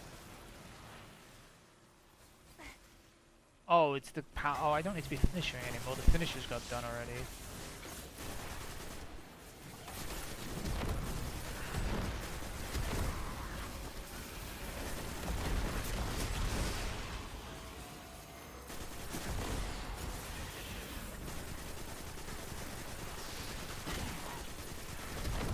You just need powerful enemies. The easiest way to get this is to just kill the mages.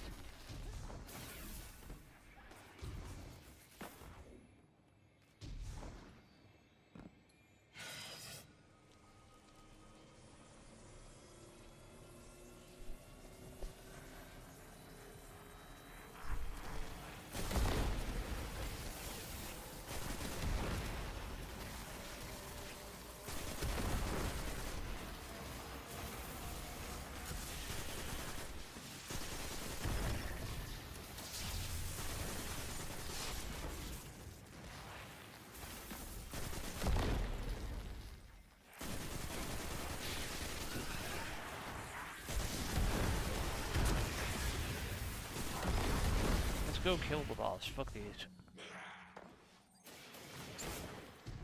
Fuck you all. Out my way.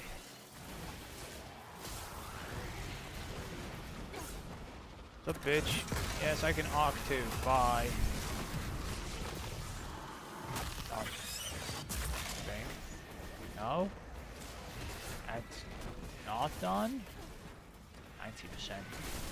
Piece of shit. This should do it. This guy here should count for 10%, hopefully. Yeah, there we go. Alright, change character.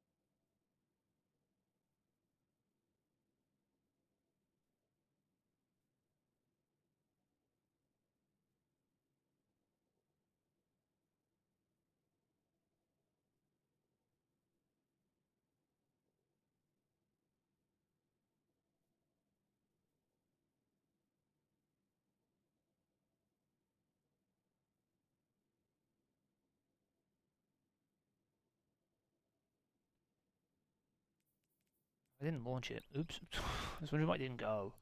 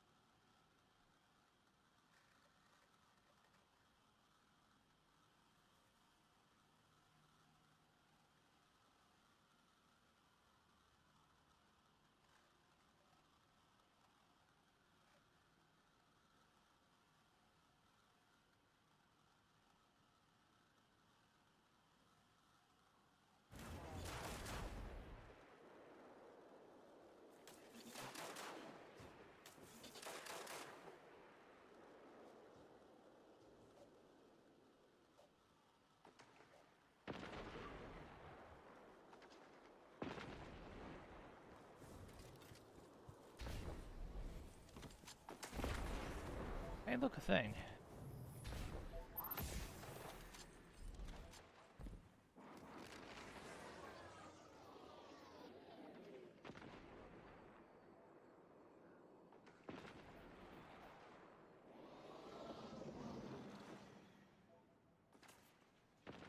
Alright, what are we doing? What are we doing? What are we doing?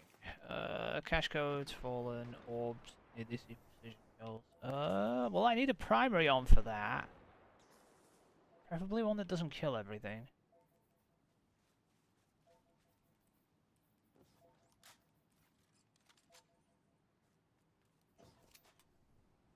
This probably will.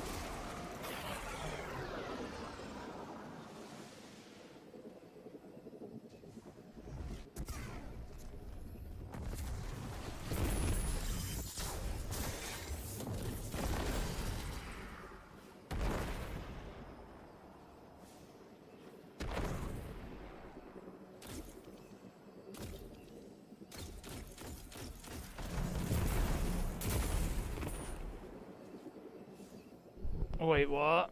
2 levels of what? What are you... What? What is 2 levels? Oh, fuck. You mean we missed a week, so now there's 2 weeks? Okay, well there's 2 hours of my life gone. Maybe. Well, not today, anyway.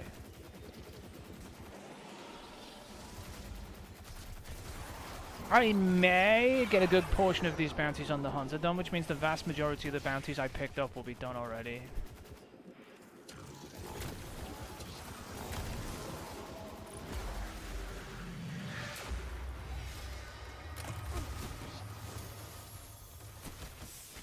Like, I only have... These are the only bounties I have left to do. Well, you know, till I get more. I don't get more until after reset though. So tonight, probably.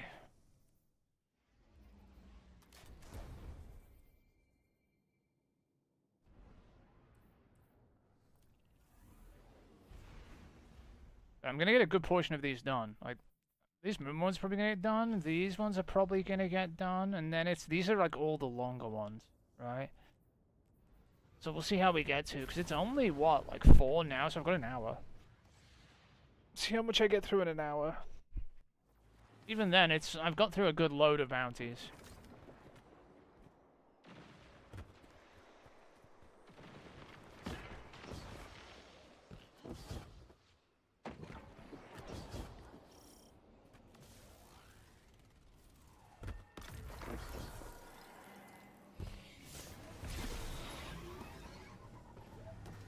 Chests. Where?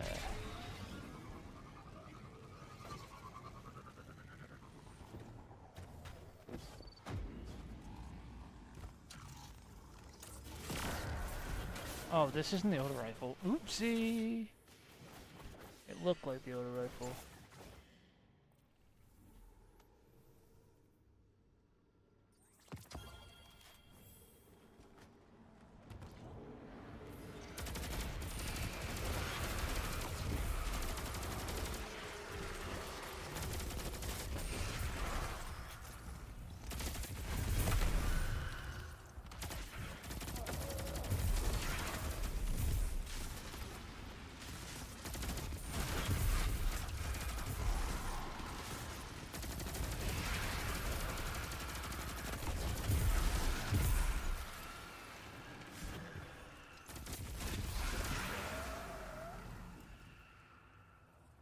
Wow. Oh, 5 hours and 26 minutes. Well, that checks out.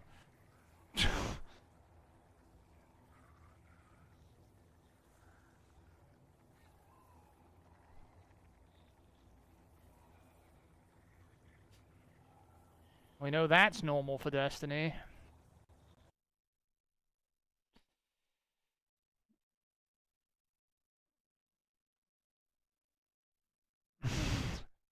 Should have saw that coming.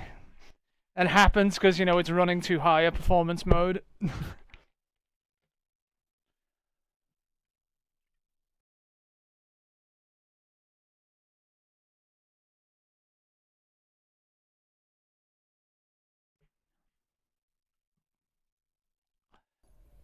My PC too quick for Destiny. Destiny go boom!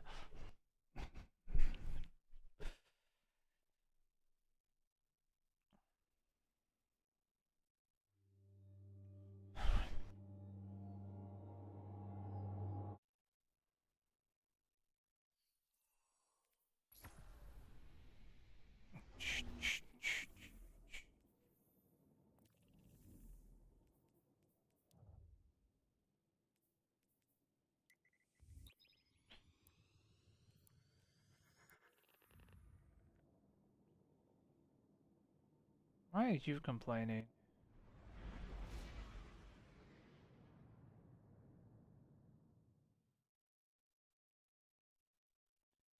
Stupid thing.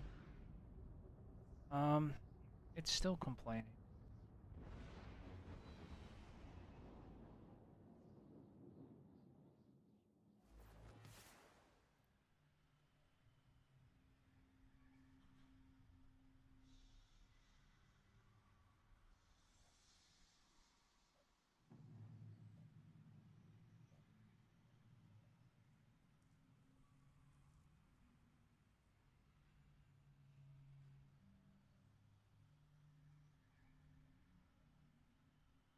Why is it...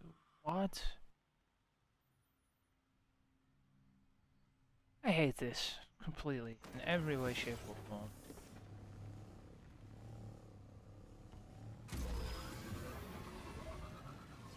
But yeah, when you're running north of like 200 FPS, Destiny's gonna go boom very quickly usually. It's just a thing that happens.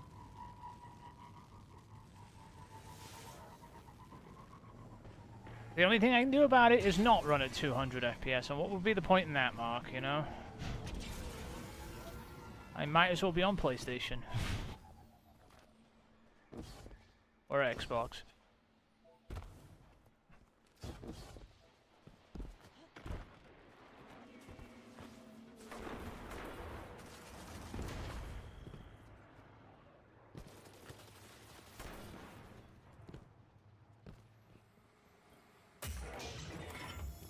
Like, I'm just flat running at what, like...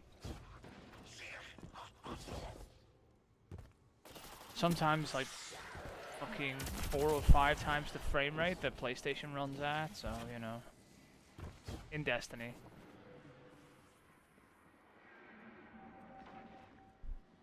Sometimes more, depending if I'm up on the 300s.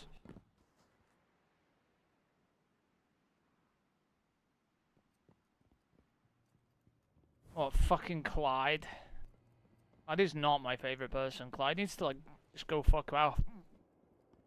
Go move to the moon or some shit, so, like, the weight of the gravity can keep his fucking fat head from floating off. Yeah, but of course he did.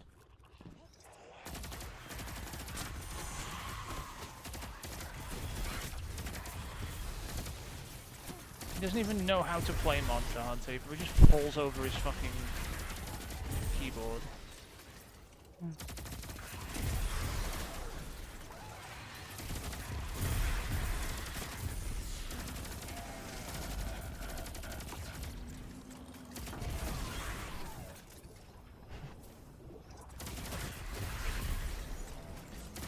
And what HR is Mr. Clyde, I wonder? Is he even actually at endgame, is the question. Or is he making videos talking about endgame while he's still not actually endgame?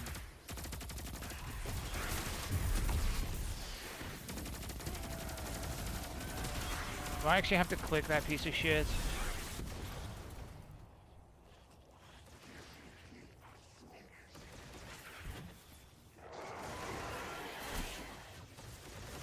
Alright, muted.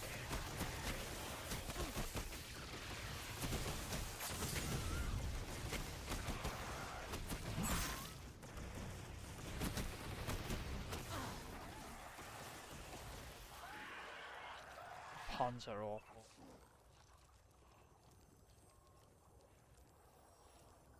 Just want to see if there's any information on his stuff. I don't think he knows what he's talking about. Is that a greatsword I see?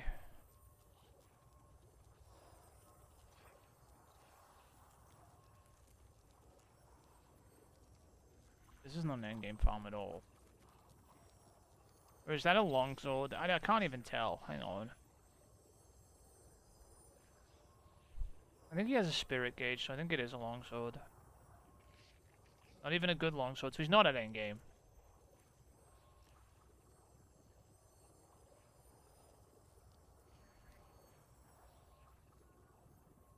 Because he'd be using an Artyom weapon if he was.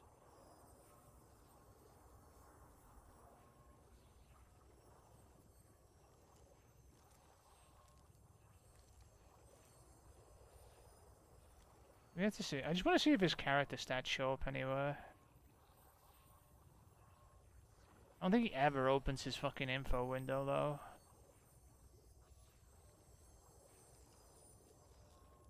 Does he? I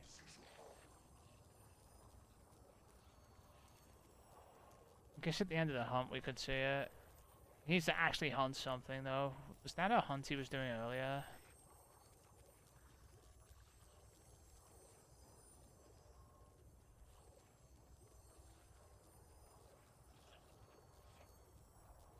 Why is he stealing people's maps from Reddit?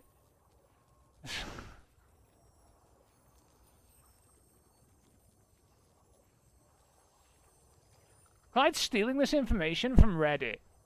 This is somebody else's information.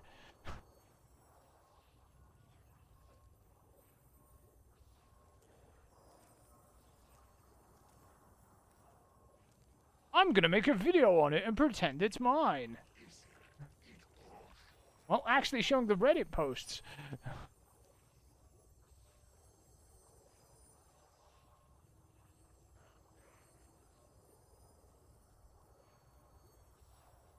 Right? The Clyde thing.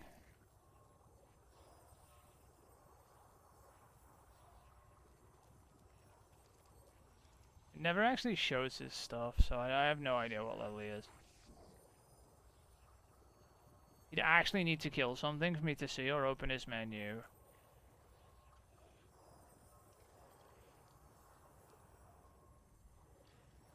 Dunno. You have any idea? You watch him.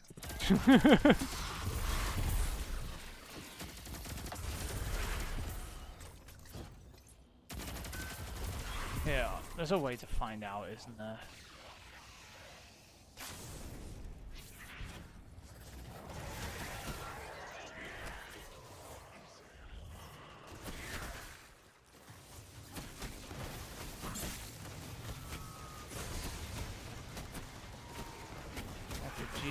GSXL Clyde or whatever.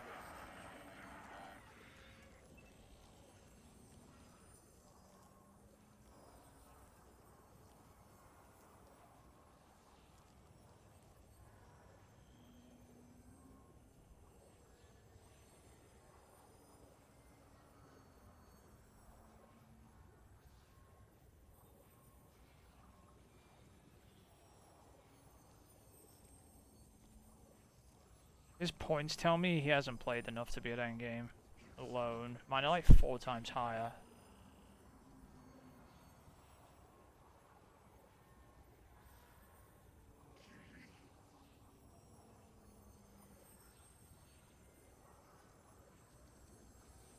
He just needs to go kill something. He's not killing anything. Okay, he's fighting...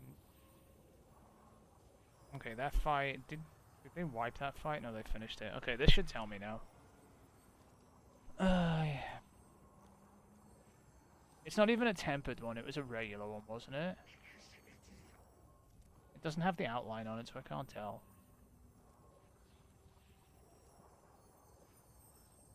Mark, he's only HR 40. He's not even in the end game. What does he even mean? You realize I'm like HR 90 something, and he's talking about endgame? He's nowhere near it. He's like barely higher than your account.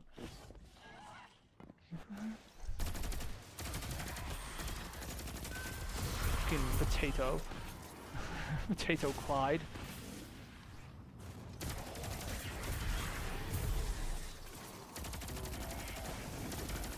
Actually, he is lower than your account. You're at like 50 now.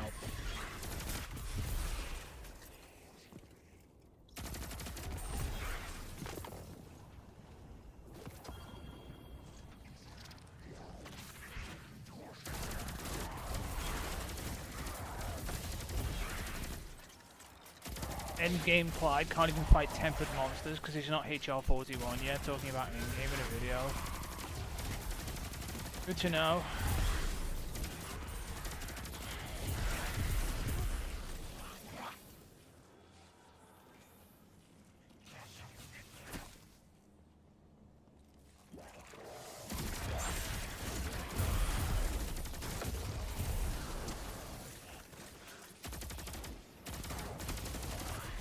I'm sure the farm is decent because he's ripped it off Reddit, so someone else found it, not him, right? So I'm sure it's a decent farm for something. I don't know what he's farming for though, I couldn't tell from the video. Because whatever he's farming for, it doesn't seem to be of interest to me. Which means I either have too much of it, or... I don't know, it's something I don't care about.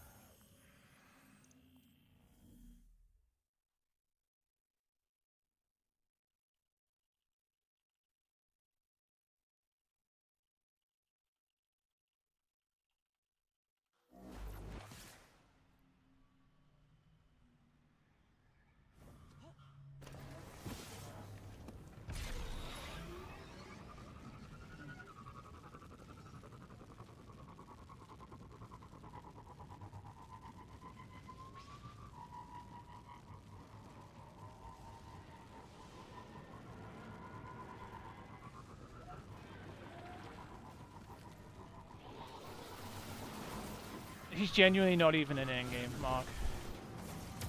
Endgame's HR of like 40 plus, and you've got to actually have farmed some stuff to actually be there, which is where I put your account last, if you know what I mean. About HR 50, about to go start farming the endgame stuff, right?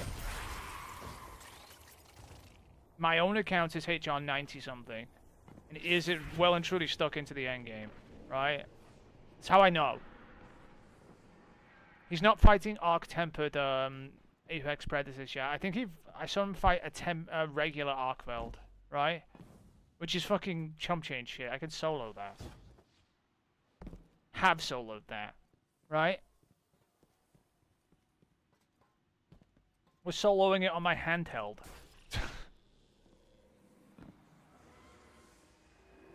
So my problem with it is, why is he making videos about broken endgame farm that he stole from Reddit?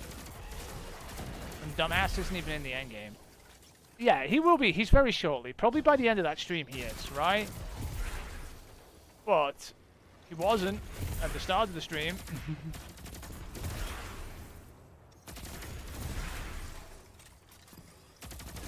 He's not even finished the story, by the way, to 6.2, where you fight Gore Magal, Gore Magnus or whatever. He hasn't even fought that yet.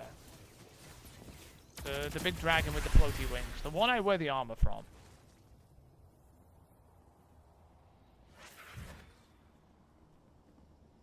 Oh yeah, no idea what he's... Clyde doesn't know Monster Hunter, he's just making videos. He doesn't know anything about it.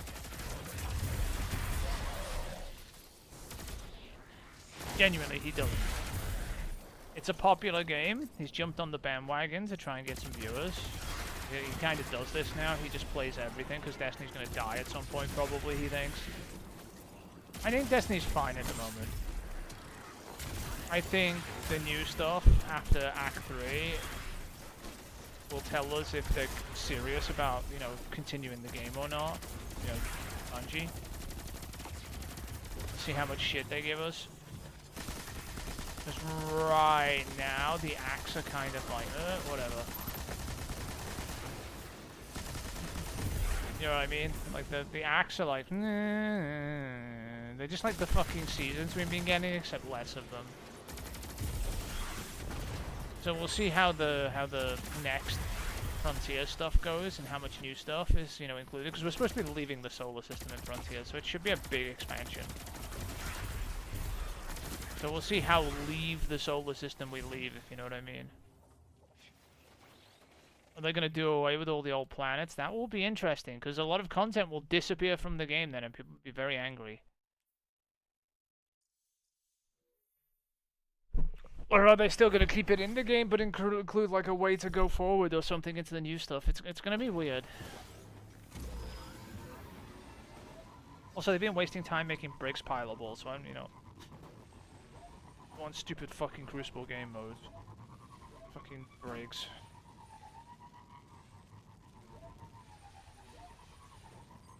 Fucking bricks. Seriously.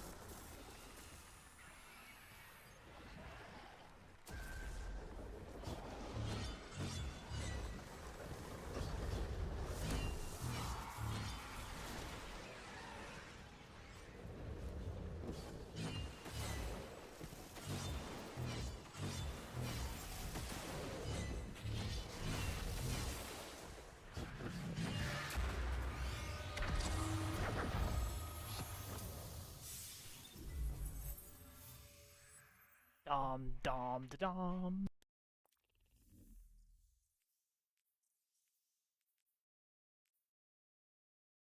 I managed to do one patrol because the patrols were fucking up and didn't give me the other patrol for some reason. I don't know why. See, it's there now. New game. Now I'm going to have to do 3 patrols instead of 2 here. Means I'm going to have to go to orbit and come back down to get another patrol. Because the game sucks. Normally there's 3 patrols in this area, but sometimes only 1 or 2 show up at a time, and when you do one, the others show up. I did it before, and the kill one didn't show up. It's supposed to be the kill one that always appears on that bottom left-hand side, and it always appears, right? It didn't. It just said, fuck you.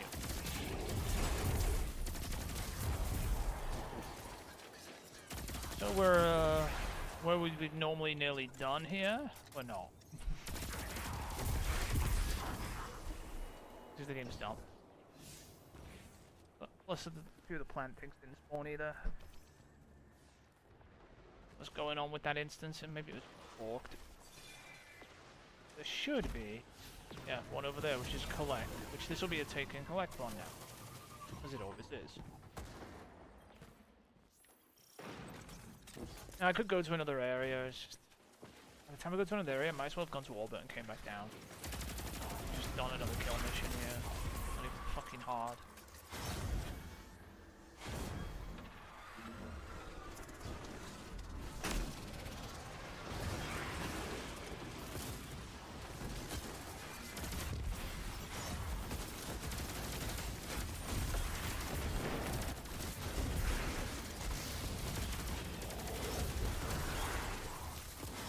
We're not gonna finish these, but we got a good chunk of them done.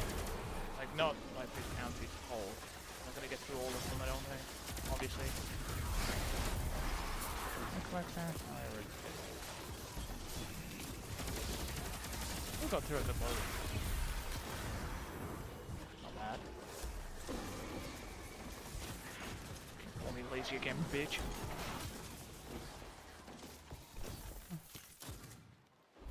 There just wasn't much point in starting it last night for a couple of hours and stopping again, and having the bounties time out tonight.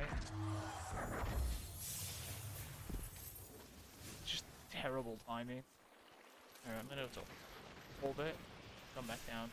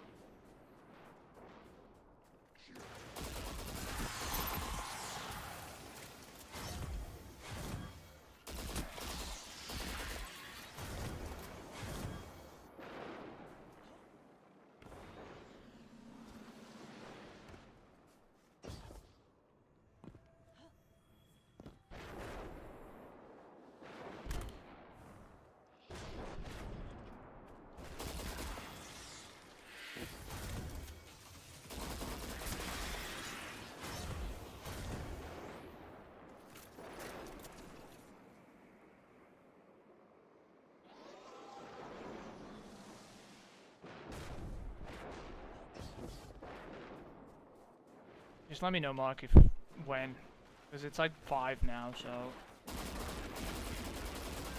gonna try and finish the thing.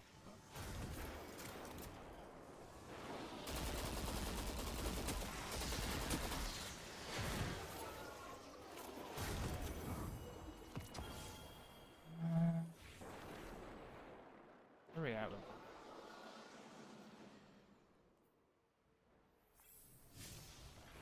Indeed.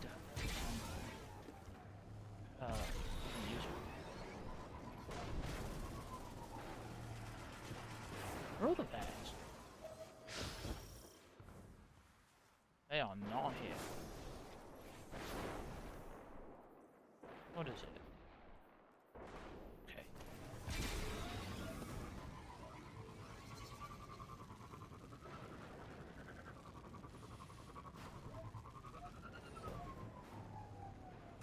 You will tell me, Mark, if you need to leave immediately.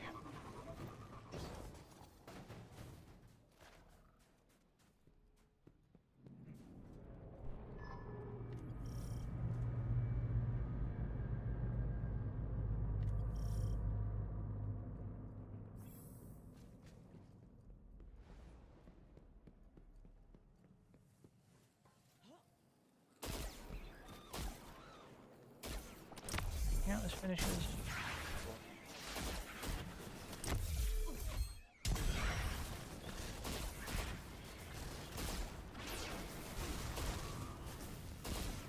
Back yet.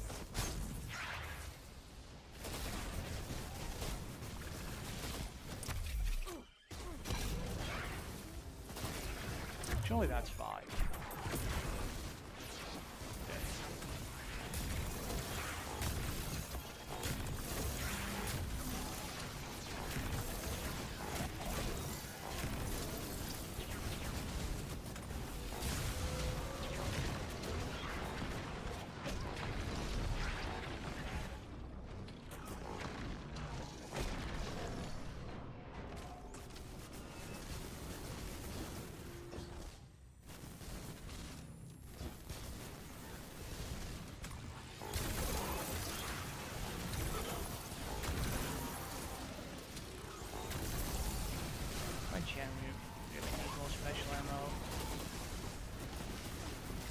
Did you leave me the f alone? Like, go away.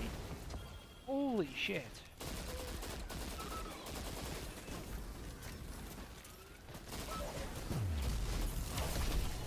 I hate critting effects.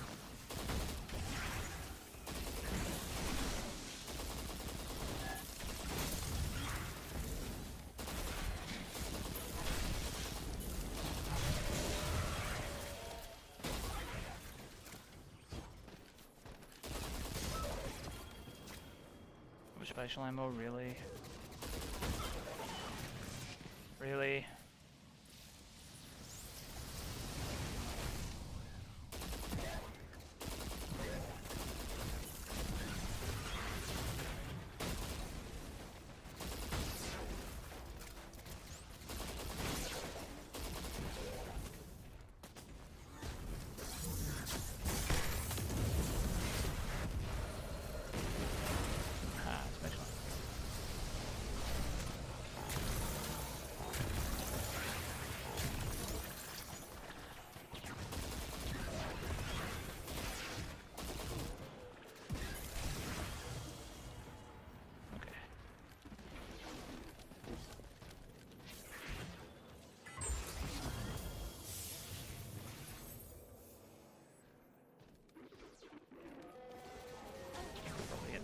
Rapidly.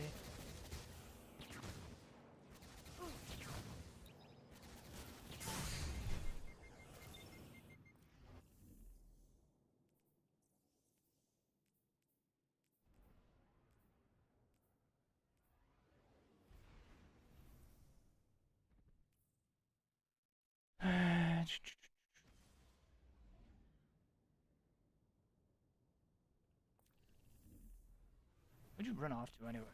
Mark!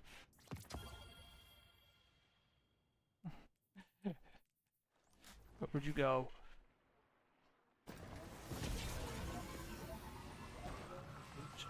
crashed the Scarab into the tree.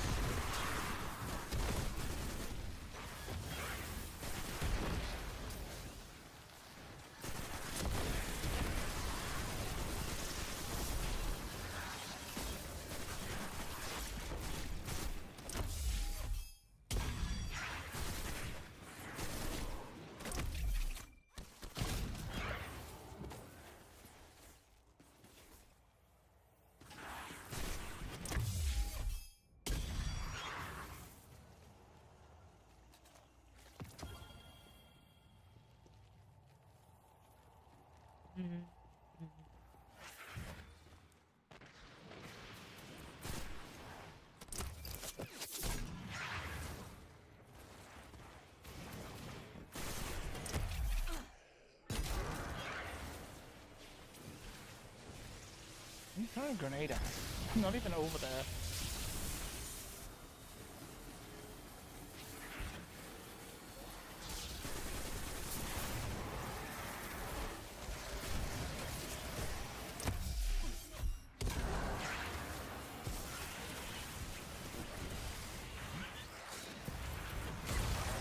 One-shot it, really? That was nice then.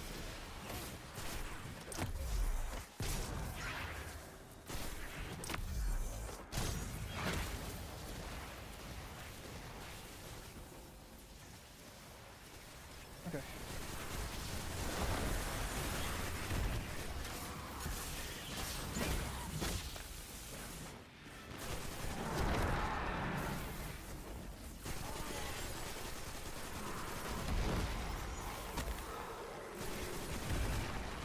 Nearly done.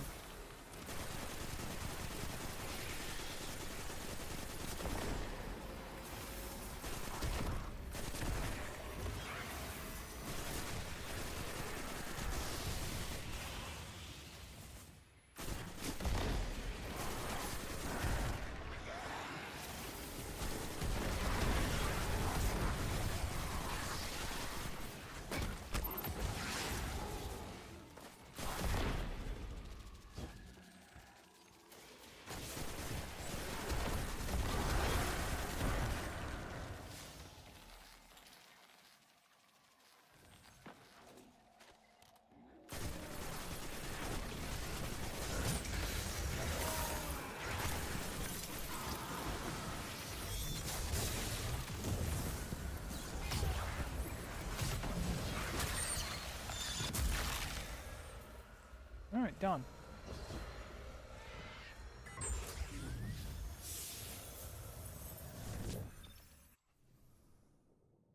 Oh. Someone got banned for something you reported. LOL.